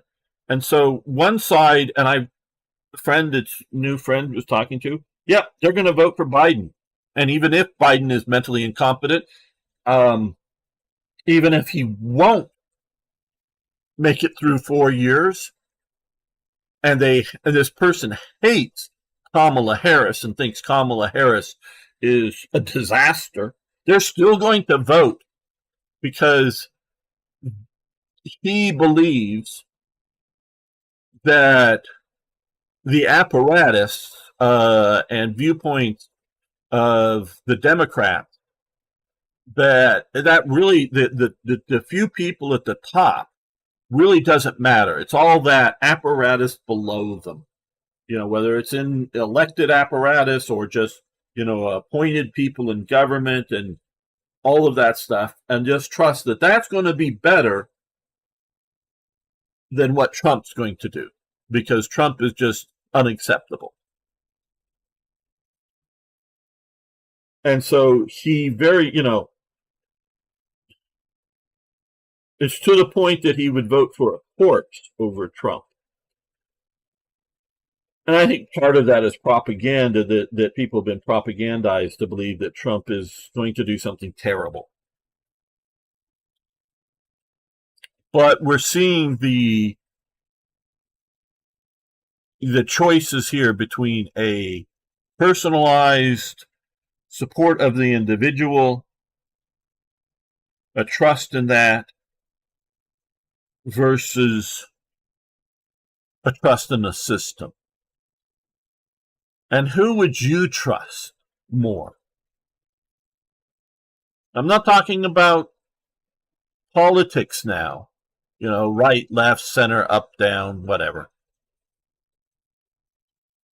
if you had someone that was precious to you, whether a child, a parent, that's elderly, um, yeah, like a parent, like a child or parent, would you rather, and let's just say life necessitates, whatever it may be, life necessitates you're going away from this person for a while. Whether you're drafted into the military or there's a better job or whatever it is. So for months, maybe even years, you're going to go away. Would you rather, and let's just say that you can look around and you know people, would you rather have your child or your, like elderly parent or somebody like that being taken care of by a trusted individual, could be a nanny or a live-in healthcare person for the elderly, or could be a relative, or somebody like that? Or would you rather put that person into an institution, like an old people's home or an orphanage for a kid? And you're going to trust that institution. Now, anywhere along the lines of either the personal care or the institution care, you can have bad people either way. And even if you have good people, they may get sick. If it's a child, needs to be fed because it's a young child, not, it's toddler or something. Well, what if you're stuck? What if you don't get home for 8 hours and they're just locked at home without food for 8 hours? Yeah, a child probably won't die for 8 hours, or an elderly parent that can't get out of bed. They don't get food for 8 hours or something like that. But if it's in an institution, well, they just get some other person to come in and check on them. But do you want that? That is, hey, Bean Slam, where would you rather put your trust? Into an individual or a few individuals or whatever, or would you rather put it into an institution? Now, a lot of people don't have good people around them, don't necessarily know that maybe the person that they trust is smart enough to call a neighbor and have the neighbor take care, check on the person and make sure they get something to eat and drink or what. And so this is what we're seeing, and what we've lost with World War One is the institution, or we become institutionalized or cogized. That may be again going to the movie Modern Times. Big machine cogs. We're just cogs in a machine, all to be treated equal like any other cog in the machine. Even whether we're a management cog, yeah, the management cogs will be treated differently than worker cogs, but all management cogs will be treated the same as other management cogs, and people are just replaceable, from either different backgrounds or different countries or whatever. They're just all cogs in the machine. We just need a collection of cogs. We may need to do some training or retraining how to be a different type of cog in the machine. And that's sort of what we see in organizations like communism, like National Socialism, fascism, uh, cogs in a machine, including capitalism, because capitalism is a lot more dynamic, but it is still machine cogs. It's success or failure on market principles, if you will. Your restaurant will succeed or fail based upon you making enough money to keeping it going, as opposed to the idea of, hey, we need to have restaurants in this community. Oh, but the community isn't terribly big. Oh, well, yeah. how do we value, how do we support um, a good restaurant, but its profit margins versus, I know Europeans are more expensive and they've become expensive here, but some sort of McDonald's or fast food restaurant. How do we keep, because we value the system. And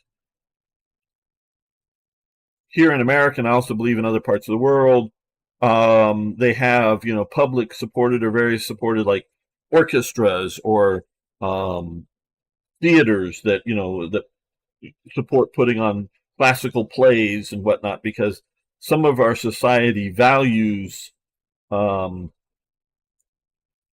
having classical works of Shakespeare or whatever put on, and may or may not be able to capitalistically make enough money, but we feel that they're important. But hey, what is it? Hamilton, the sort of rap, I haven't seen it, but the sort of rap historical whatever play, that'll make money. Now, so how do you balance these things out? Because they're useful and good, but they may not survive in a capitalist market system, which, yes, capitalism is one of the best organizing systems ever created by mankind. But like anything, if you're purely relying upon the system, the machine, even if it's some sort of dynamic kind of thing, but how to look at that. And that's what we've lost. Now I want to go back and look at some of the chat here and see what you guys have been telling me, why I'm all wrong in everything I'm saying, probably, but I don't know. Okay. Yeah, I agree with Brazil. Okay. Yes. Howdy, Spev82 and von Schweinholm. Yes. What do U.S. citizens usually understand by socialism? I'm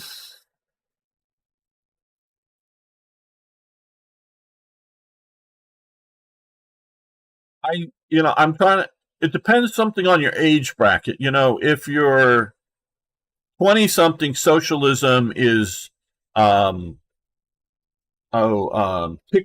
YouTube, Twitter, you know, social,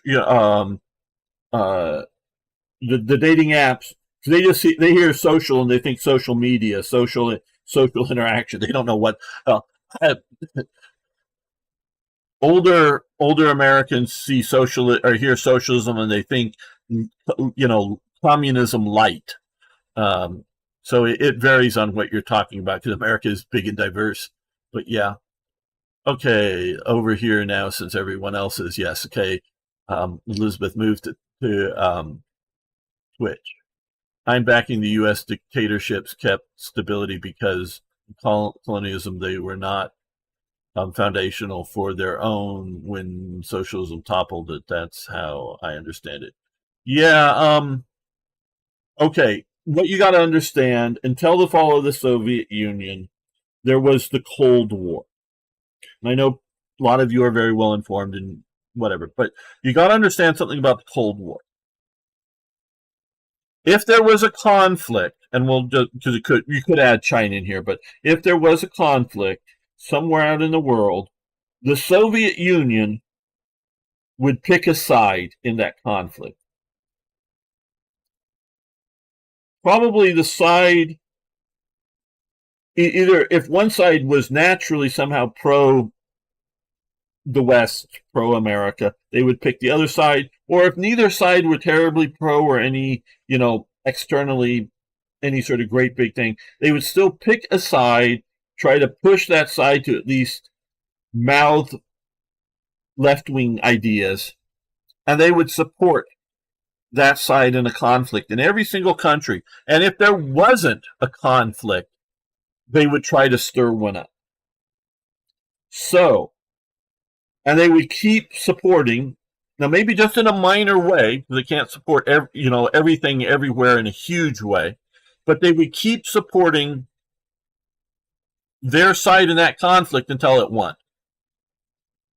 So whether it's a Latin American country or an Asian country or some other place, they would start supporting one side and put in resources.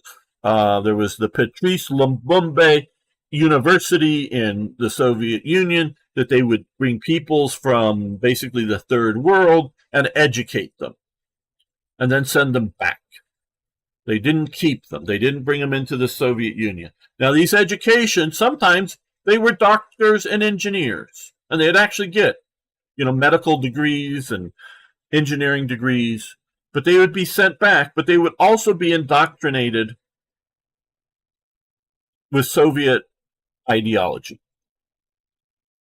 And then they would, if they knew that they were going to be, when they started this program or whatever, they were in essence becoming some sort of agent for the Soviet Union. Not necessarily always a spy, but just like, if you got to knock on your door and, we need you to, or somebody come in and, you're supposed to put me up for the night. And you sort of kind of know that if you don't put this person up for the night, bad thing might happen to you or your family. So, you might just become a safe house for people coming occasionally. And, it might not be a big thing, but they would, so they would support their side in any conflict or create a conflict anywhere in the world. So, then basically it's the U.S. had to get involved in every conflict in the world because the enemy in the Cold War was going to be involved in the conflict. So, and was, again, eventually grind and win.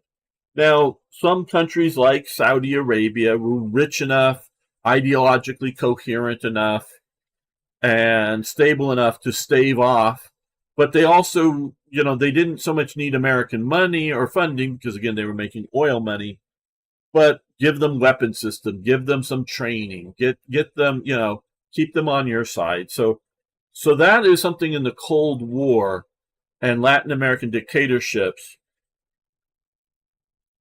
So long as the American, basically at the time the CIA, thought that a movement was going to be pro-Soviet, they had to oppose it, even if it was popular, even if it would have been a good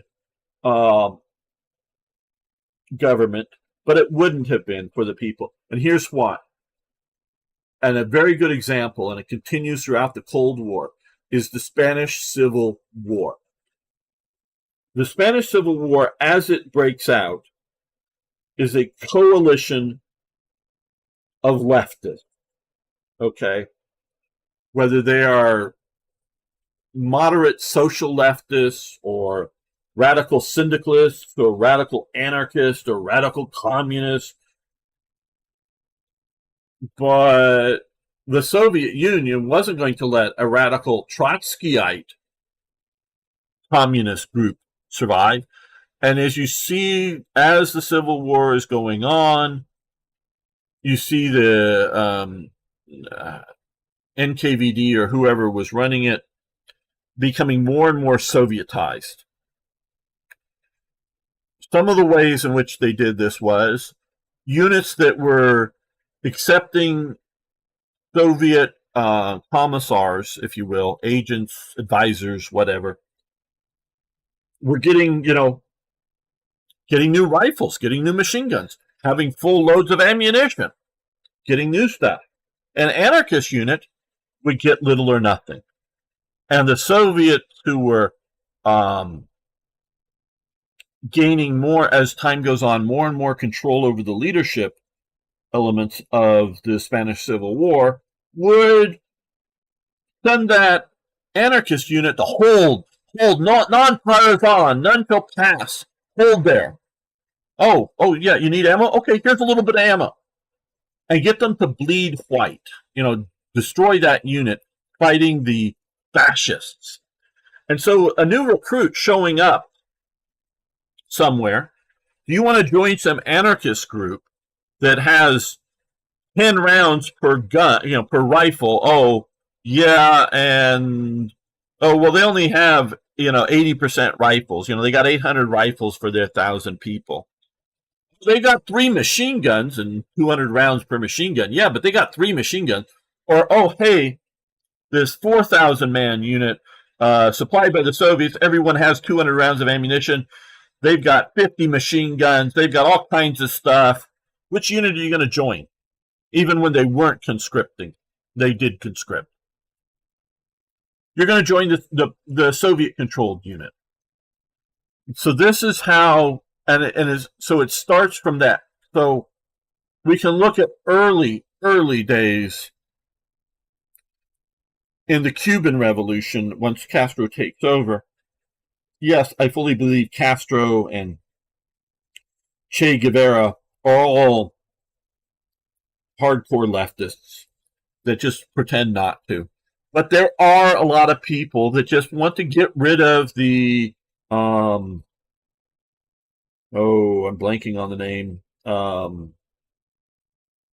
The dictatorship there in Cuba. Just wanted to overthrow it, wanted to get rid of the American gangsters that are sort of running things, and wanted to improve Cuba. And knew that, there's some leftists, and we're going to have a sort of parliamentary system, and people are going to vote, and we're Batista, that's the name I was looking for. Batista to overthrow his dictatorship. And so there were moderate types involved in the Cuban Revolution, and there were people Americans that got in there that fought, that weren't communists. I know of one, but won't start mentioning names now. That thought, we just get rid of this dictatorship. Better times coming. Well, as we see, it becomes a Soviet puppet state. The Soviets aren't going to allow any of these groups, any of these governments, to not fall in line with the Soviet plan. So that is why the U.S. does and needed to support governments that don't align with American values, because those governments are at least in opposition, whether they be something like a Pinochet of Chile or whoever the king at the time was in Saudi Arabia. Obviously very, very different governments, but they were both anti-Soviet. So we supported them, openly or covertly or whatever. So, that is the situation there as I see it. Brazil is a mix of cultures and immigrants. Yeah, Brazil, I think the most sort of mixed cultures, quite honestly, I think is Argentina, with a lot of different European cultures coming in, as well as the Spanish, as well as whatever the remnants of local Indian cultures. But there is a lot of immigrants and whatnot in Brazil. Money always, yes. Jamuska, got a bit heated. Thinking heads of government are responsible for everything that happens is a bit silly. Nicholas reigned over, 50 million. Yes. And Nicholas is reigning over a lot of people, but there's a lot of various interests, often tied to nobles that had power, that if he just started to institute reform, like because there was still serfdom or whatever. Well, if he just immediately abolishes serfdom and abolishes all this stuff or whatever, again, I don't know the details of everything there, but he would get a revolt of the nobles and somebody would assassinate him and put in a puppet Romanov. So, everything, again, one of the things with politics is, one of the elements is, politics is the art of the possible. So you may have ideologies, whether it's capitalism or communism or nationalism. We're going to protect national industry. Well, maybe you need to let a couple of national industries just go because you're Belgium or you're France or you're whatever. And I don't know, maybe airplane. Like I know there is, whatever the big multinational Europe Airbus or whatever. But maybe you just decide, okay, we're not going to produce our own airplanes, whether it's fighter planes or commercial aircraft planes or whatever. You may make a decision that let's go of an industry instead of protecting it forever. So So even though you're trying to, promote national industry, whether you're communist or capitalist or it doesn't matter, but one of your platforms is protect your national sovereignty, your strategic position, your jobs, your whatever. Maybe sometimes you got to give for practical reasons, whether internal politics or just the realities of the world. You give on stuff. So you don't want to be too ideological bound again in your political viewpoints. And it doesn't, even though you may betray the airline production industry and they're all pissed off, but overall you're doing good on your national protection.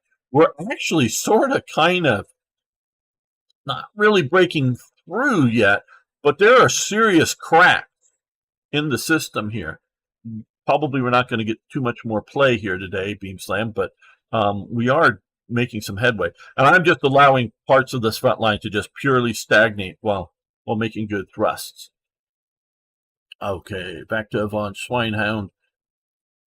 That is to say, think that your last election was rigged. How do I put this? The last election, the 2020 election, what was the term that they used? Fortified? No, I don't think.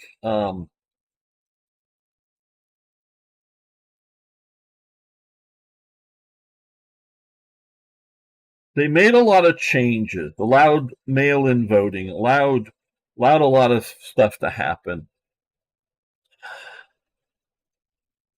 I think some of the crazy conspiracy people are entirely wrong.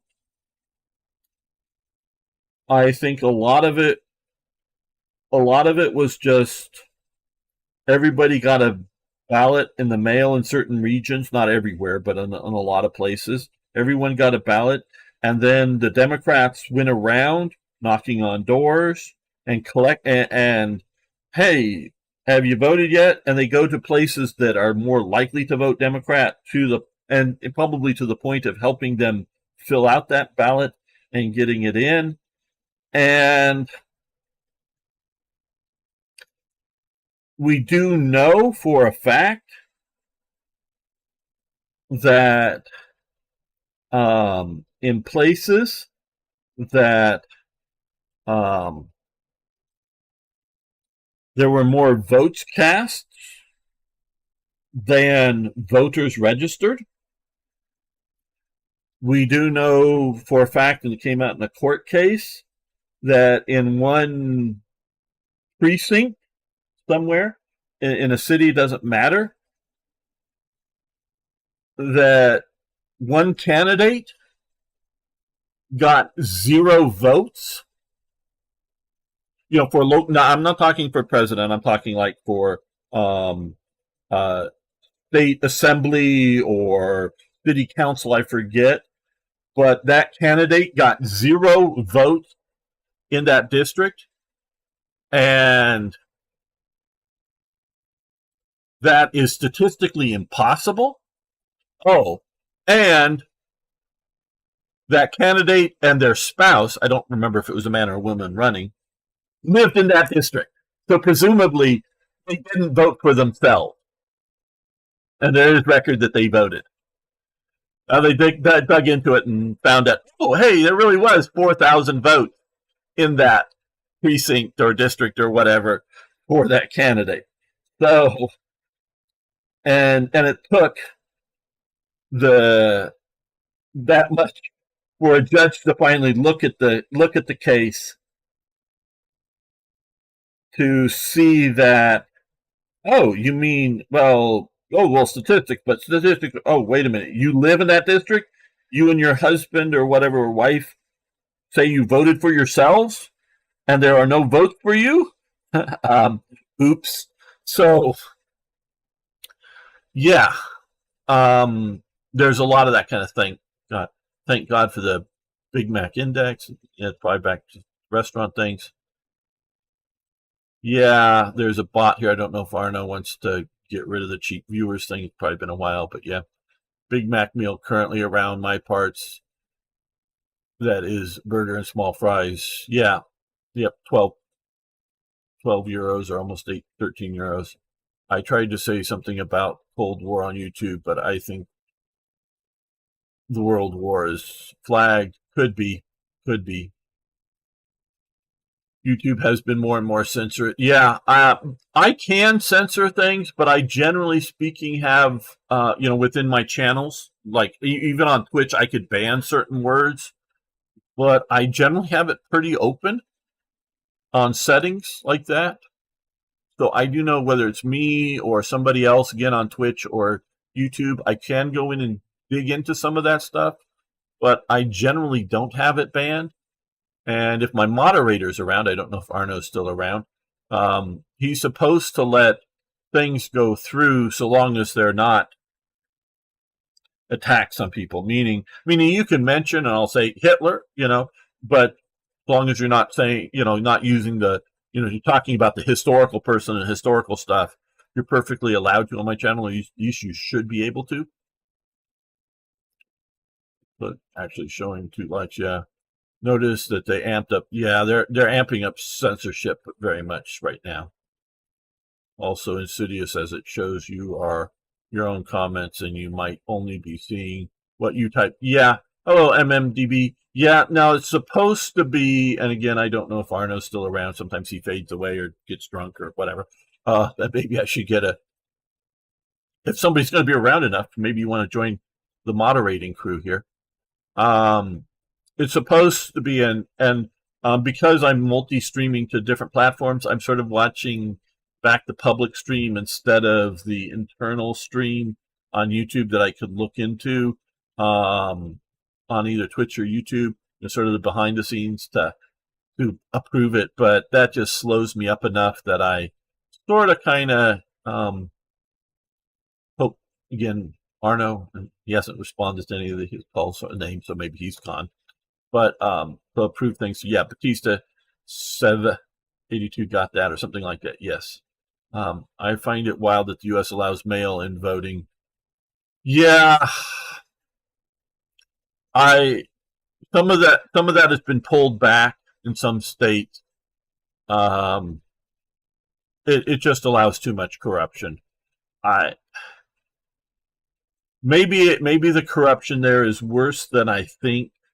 But I think some of the more wild, thousands of pre-printed who's going to win ballots. I don't know if that exists really, but there have been convictions of people that have where it's been illegal, because some states it has been illegal to ballot harvest, in which like somebody will go to an old people's home or other things to go mass collect and get people to vote in certain ways and then do stuff. So, and even the old buying votes, paying people to, paying them $5 or whatever, or giving them a meal gift card for something somewhere to get them and check the ballot before handing it over. Buying votes. So that has, and now most of that has been on, or at least the people who have been doing it have been like for county elections, but then they still also have their, favored, the people who are paying for it are like county elections, but they're still, making sure that their upper ticket, like president or whatever, is voted correctly too. So that does happen. Okay, yes, I see what you did there, Beam Slam, with who you love. But yeah, so long as we don't go that. Lady in Arizona saw the election that she was a candidate and won, yes. And yes, I am currently in that state. So I am concerned about the future here. So, okay, Arno, so you did kill the bot here. We're catching that. Okay. Well, I'm not yet. Okay, you're not drunk yet. Yes, I get you. Yeah, okay, catching up with the chat. So yeah, so yeah, it's that kind of thing. And so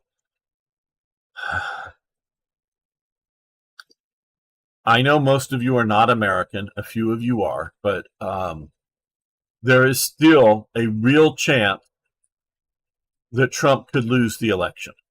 Okay.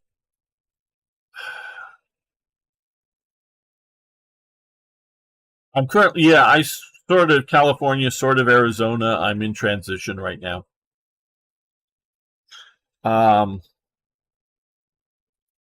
There is still a chance Trump could lose the election, but as the polling has come, part of the problem is in America we have low turnout rates compared to Europe and most places, and there's various reasons for that.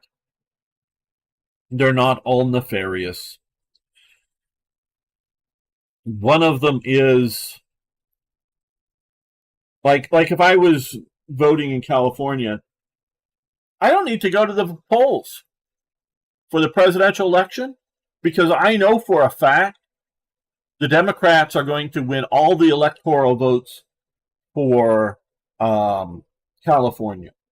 Okay. Now, if I only cared about the presidential election, then there's no reason for me to go vote in California because the Democrats are going to get all, and it changes state by state, but most states, it's an all or nothing. You get all the electoral votes or you don't. So if you know you're either if you know your party's going to win, or you know your party's going to lose for the president, there's no need to go vote.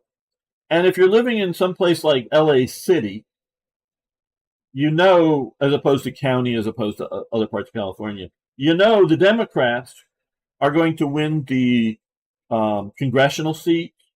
They're going to win the senatorial seats. They're going to win the state assembly seats. They're going to win the state senate seats. They're going to win the city council seats. They're going to win the judges. They're going to win the sheriffs. So why vote? There's still a bunch to do, and I'm a good citizen, so I would always vote.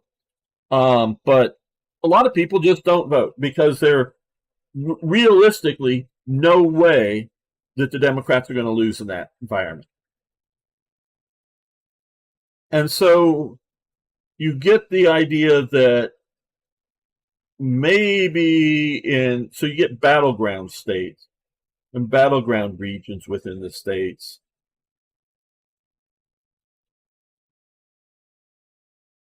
And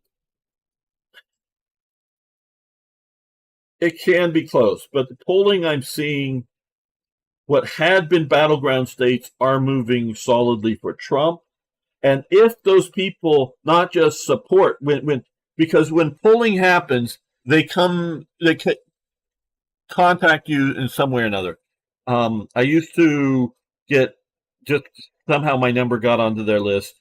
Probably about twice a year, I would get polled on issues, and I think it's sort of semi-random, but they sort of kind of figure out a collection of numbers and use it, and you answer it. So it's sort of you participating in it. Now, but not everybody who supports one side or the other will end up going voting because either their work day's long or whatever, and so they won't vote. Or again, they're in a safe area, but sort of marginal or whatever. So there's still, trust me, still a chance the Democrats could pull it out. But we're going to see. Whoever wins, it's only 4 years, but the other hand, we live in difficult times. And yes, now, regardless of politics. Oh, well, there's a lot of fishy things going on in Arizona. I'm not terribly pleased by it. I'm only partially informed on it, so I don't want to comment too much.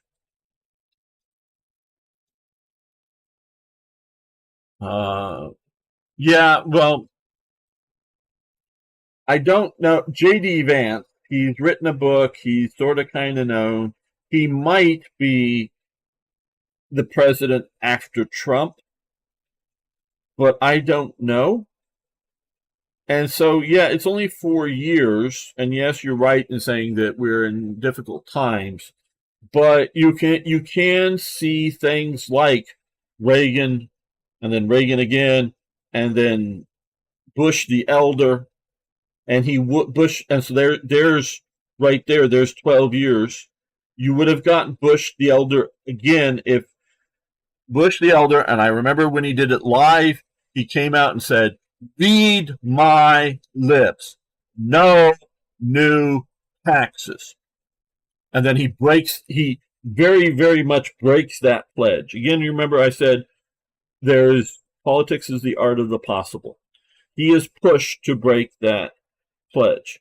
Now, a good friend of mine and millions of other Americans felt very, very betrayed because he didn't say I'm not going to support any new taxes. No, he said this was a foundational statement.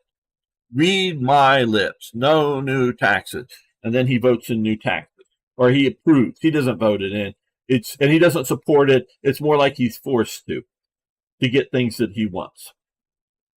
So a lot of people are betrayed by it, and then we have a third-party candidate, Ross Perot, which almost virtually takes all the votes away from it. Now, just on the practical side, since he said that, he should have forced them to override his veto, meaning not sign it in and force them to come up with a big enough majority and force it upon him.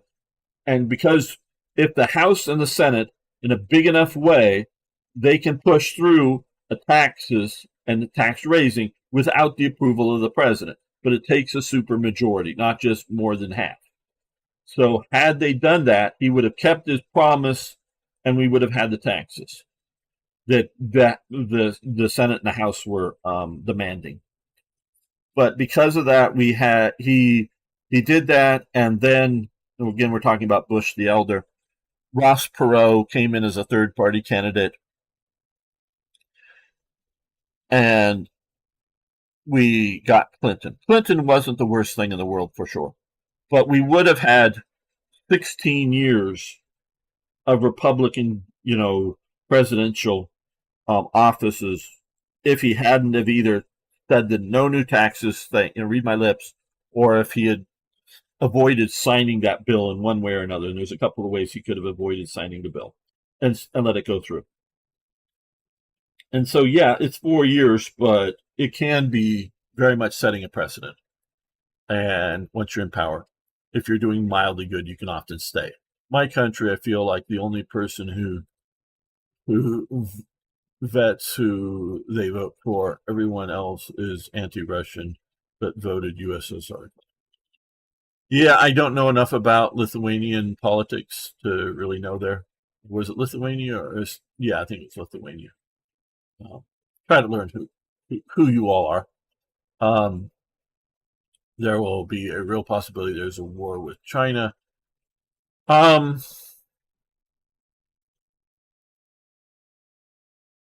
Yeah, a real possibility, but a small possibility. I would say less than 5% chance, and probably slightly less if it's Trump, any war with China.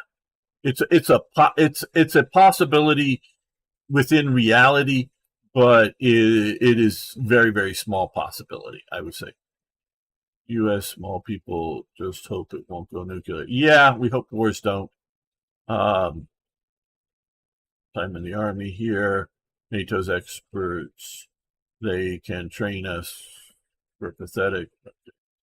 China wouldn't be such a wash if there is a current state in the U.S. Army. Okay,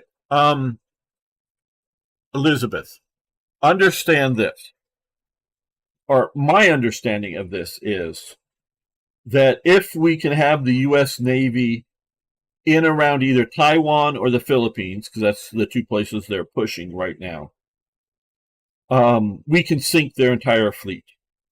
Okay. I forget the name of the missile, but we have an anti-shipping missile that is supposedly, and I think even by us, undetectable until it hits your ship. So we can shoot these missiles, I believe, out of submarines and out of ships and maybe even out of the air, from aircraft, that we can shoot these missiles and sink the Chinese fleet. And they can't respond to it because they can't see it to shoot it down. And it's coming in fast enough that, you can't, somebody standing there with a gun can't just shoot at the missile. Now, if our carriers and our submarines are all stuck around, the Mediterranean, the Black Sea, the Baltic states because of what's going on in Ukraine and the Middle East and all that. And we don't have the Navy sitting off of China. Well, then we can't do that. So in a way, I'm saying, and I do believe it, the U.S. Navy is undefeatable right now at sea. But it isn't necessarily big enough to cover everywhere we need to effectively. So the plan was, and still sort of is, to pay for all the new ships that we need to build because ships wear out and we need to build new ships. Right around, like in a year or two, we were supposed to draw our fleet down and not spend money on, maintaining ships, and then use that money saved to build new ships. Well, we're having to use our ships very heavily, and we haven't been able to draw down either activity levels or decommission ships. So, we're vulnerable right now and for the next few years. We'll see how that goes. But if we can put enough ships and submarines, we can sink the Chinese Navy. So they can't, I'm not saying that 0 ships would get across the Straits of Taiwan, but it would be few and probably small enough numbers that the Taiwanese army can defeat it. And this is what I've been telling people that have been commenting about that we've been giving so much aid to Ukraine, including, all of our munition supplies, that we're too weak to fight a war with China. Well, America should not be the one that fights any ground war with China. We will fight a naval and air war with China if that's what it's going to be. And I think we have those munitions in large enough supply. Or Ukraine hasn't been taking our supplies of those, if you want to put it that way. The Bush family ran security for JFK and had dinner planned with the shooter of Reagan's brother. Fun facts. I don't know how true that is. Yeah, Lithuania. Yeah, I haven't been following Lithuanian politics. China can't even make a carrier. Yeah, they built one carrier. They finally got their new carrier out to sea, but they did not launch any aircraft. The last 2 times I think it's been to sea. They have not launched aircraft off that carrier, I believe. If you want the true facts, either go to Subbrief on YouTube or other research to get details. I follow it, but I'm sure I'm getting some details wrong. But we need to have enough weapon launching platforms in the area. Japan also seen sneakily getting small helicopter carriers. Well, Japan now I think has the largest defense budget that it's ever had, including during World War II. Now, of course, there's inflation involved and whatnot, but yeah, we're basing, we got various. Taiwan is in the process of building up drone fleets to counter. And China is also building up drone stuff. So yeah, they're working on it. So how do I put this? And we'll get closing here in a moment because I do have other things I want to go do. We almost, and I really liked somebody mentioning this, and I did not come up with this at first, but we came very close to a Franz Ferdinand moment a week ago today. And again, I'm trying not to say things to get us, squashed by YouTube. And I think that's an important thing to understand because it took months for the big outbreaking of fighting from Franz Ferdinand being killed.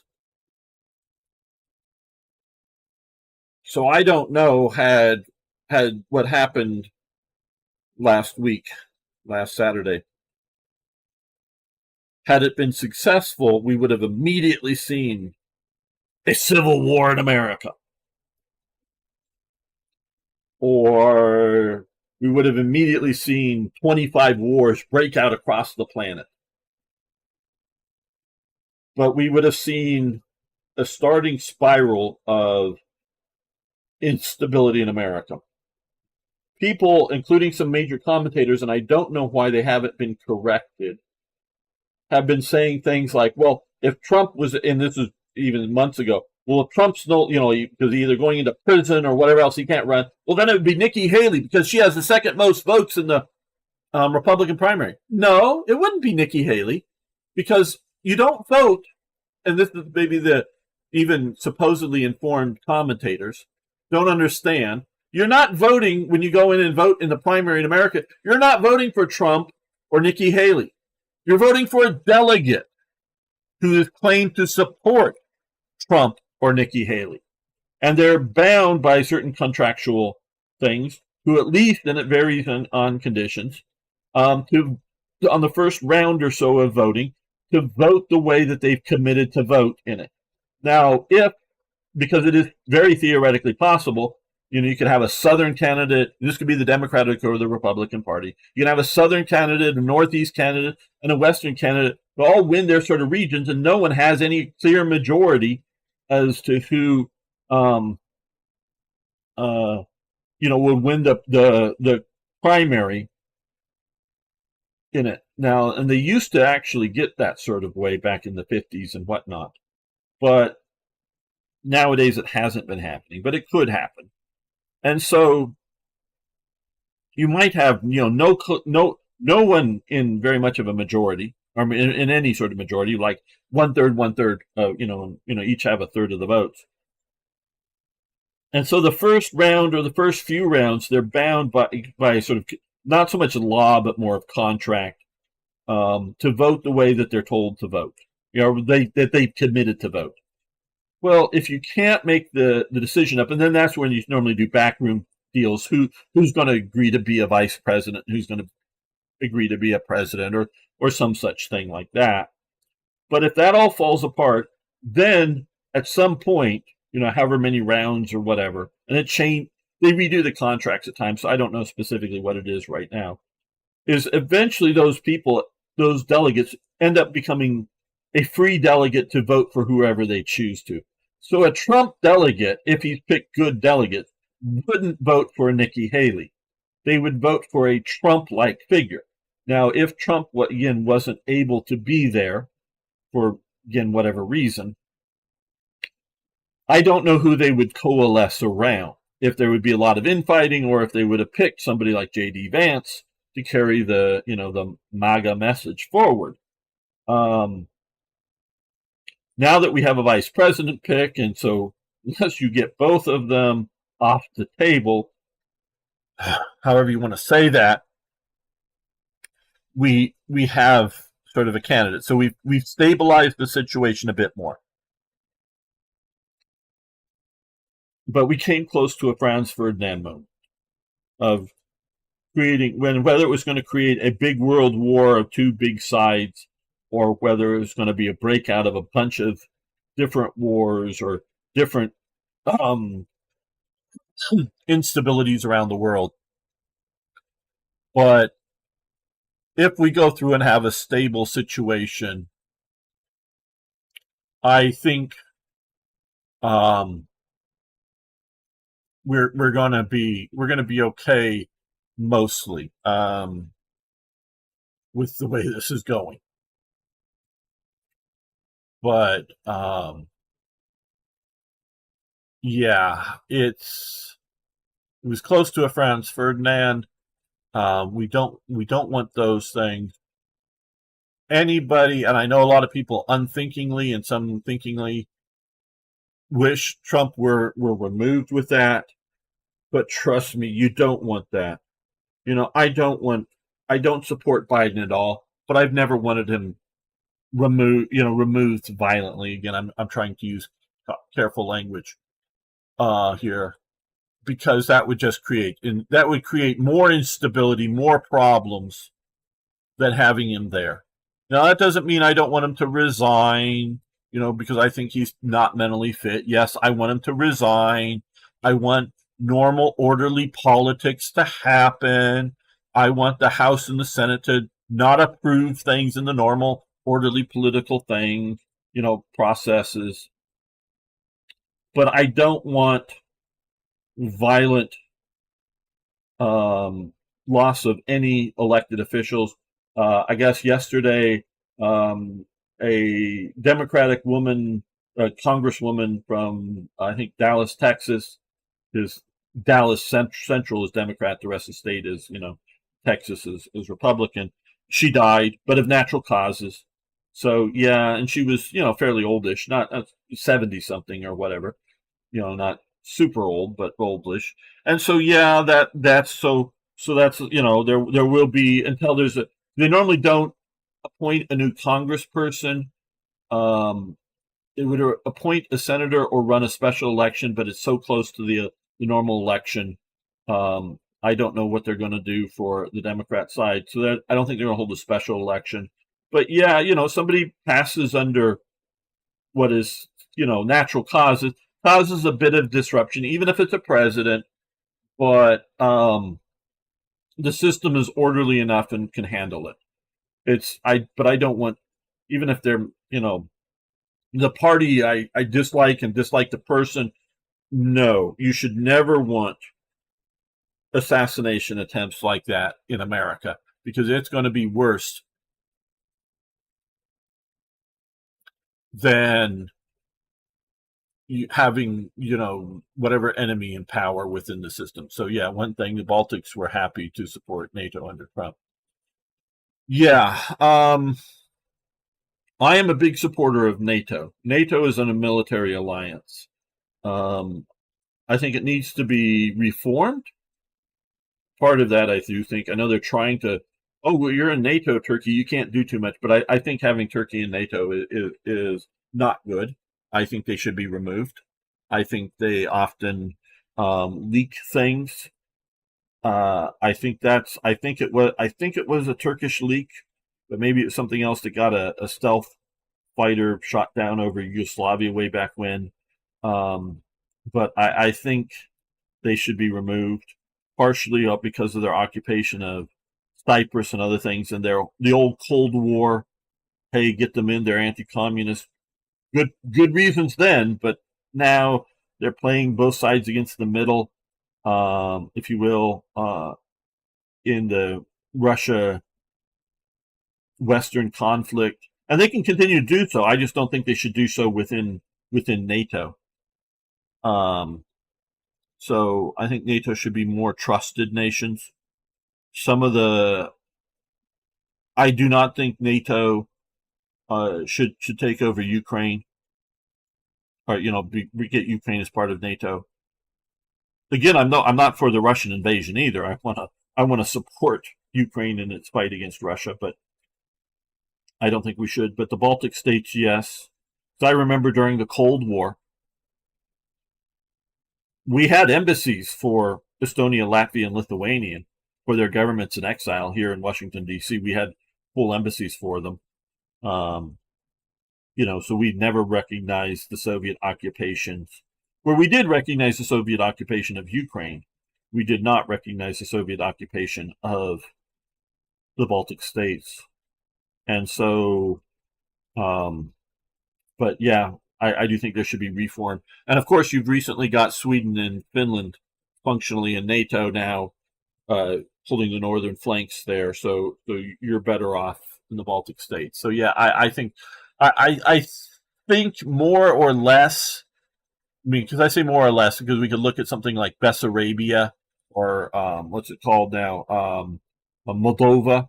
That had been part of Romania, should be part of Romania. Yeah, someplace like that, if it can be organized up well enough, should be in NATO, but more or less stop our eastward movement. So Poland, Baltic states, Finland, Romania, Bessarabia, that type of region, that should be the NATO's eastern boundary, in my opinion. We can look at some of the former Yugoslav regions or something at some point, maybe, but yeah. And of course, since it's NATO, obviously we have Canada and the U.S. It's North Atlantic, not just Europe. But yeah, I and so yeah, we need reform there, and we need all the nations to pay their. It's functionally part of Russia now. They heavily lenient on them economically. I think you're thinking. Are you thinking of Transnistria more so? Because they are from sort of. Yeah, Moldova really should just be part of Romania. Now, maybe that's what you meant to say when you said Russia. I don't know, but there's no good reason for them not to be part of that. Well, Turkey's playing both sides, I would say. Okay, good, everyone. Well, I think we're going to wrap it up here. I want to thank Elizabeth, Sev. Oh, hell, go back up here. Beam Slam, of course. Who else? Arno for all your help. MMDB, if you're still around, thank you for hanging out with me. Von Schweinhound, Felipe, Yamasuka. I think I'm getting everybody just going back up. ZZ, if I haven't said, thank you for hanging out with me today and listening to me pontificate on various concepts that are on my mind. Let's see. Tito Villeneuve, been lurking, but towards the end, interesting. Thanks so much. Yeah, it became more of a concept stream than a game stream, but thanks everyone.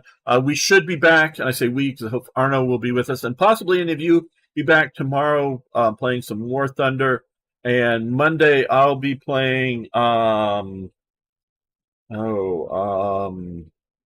Mission, I believe, for Slytherin on Monday. So if you want to join me there. So see you all. Thanks so much.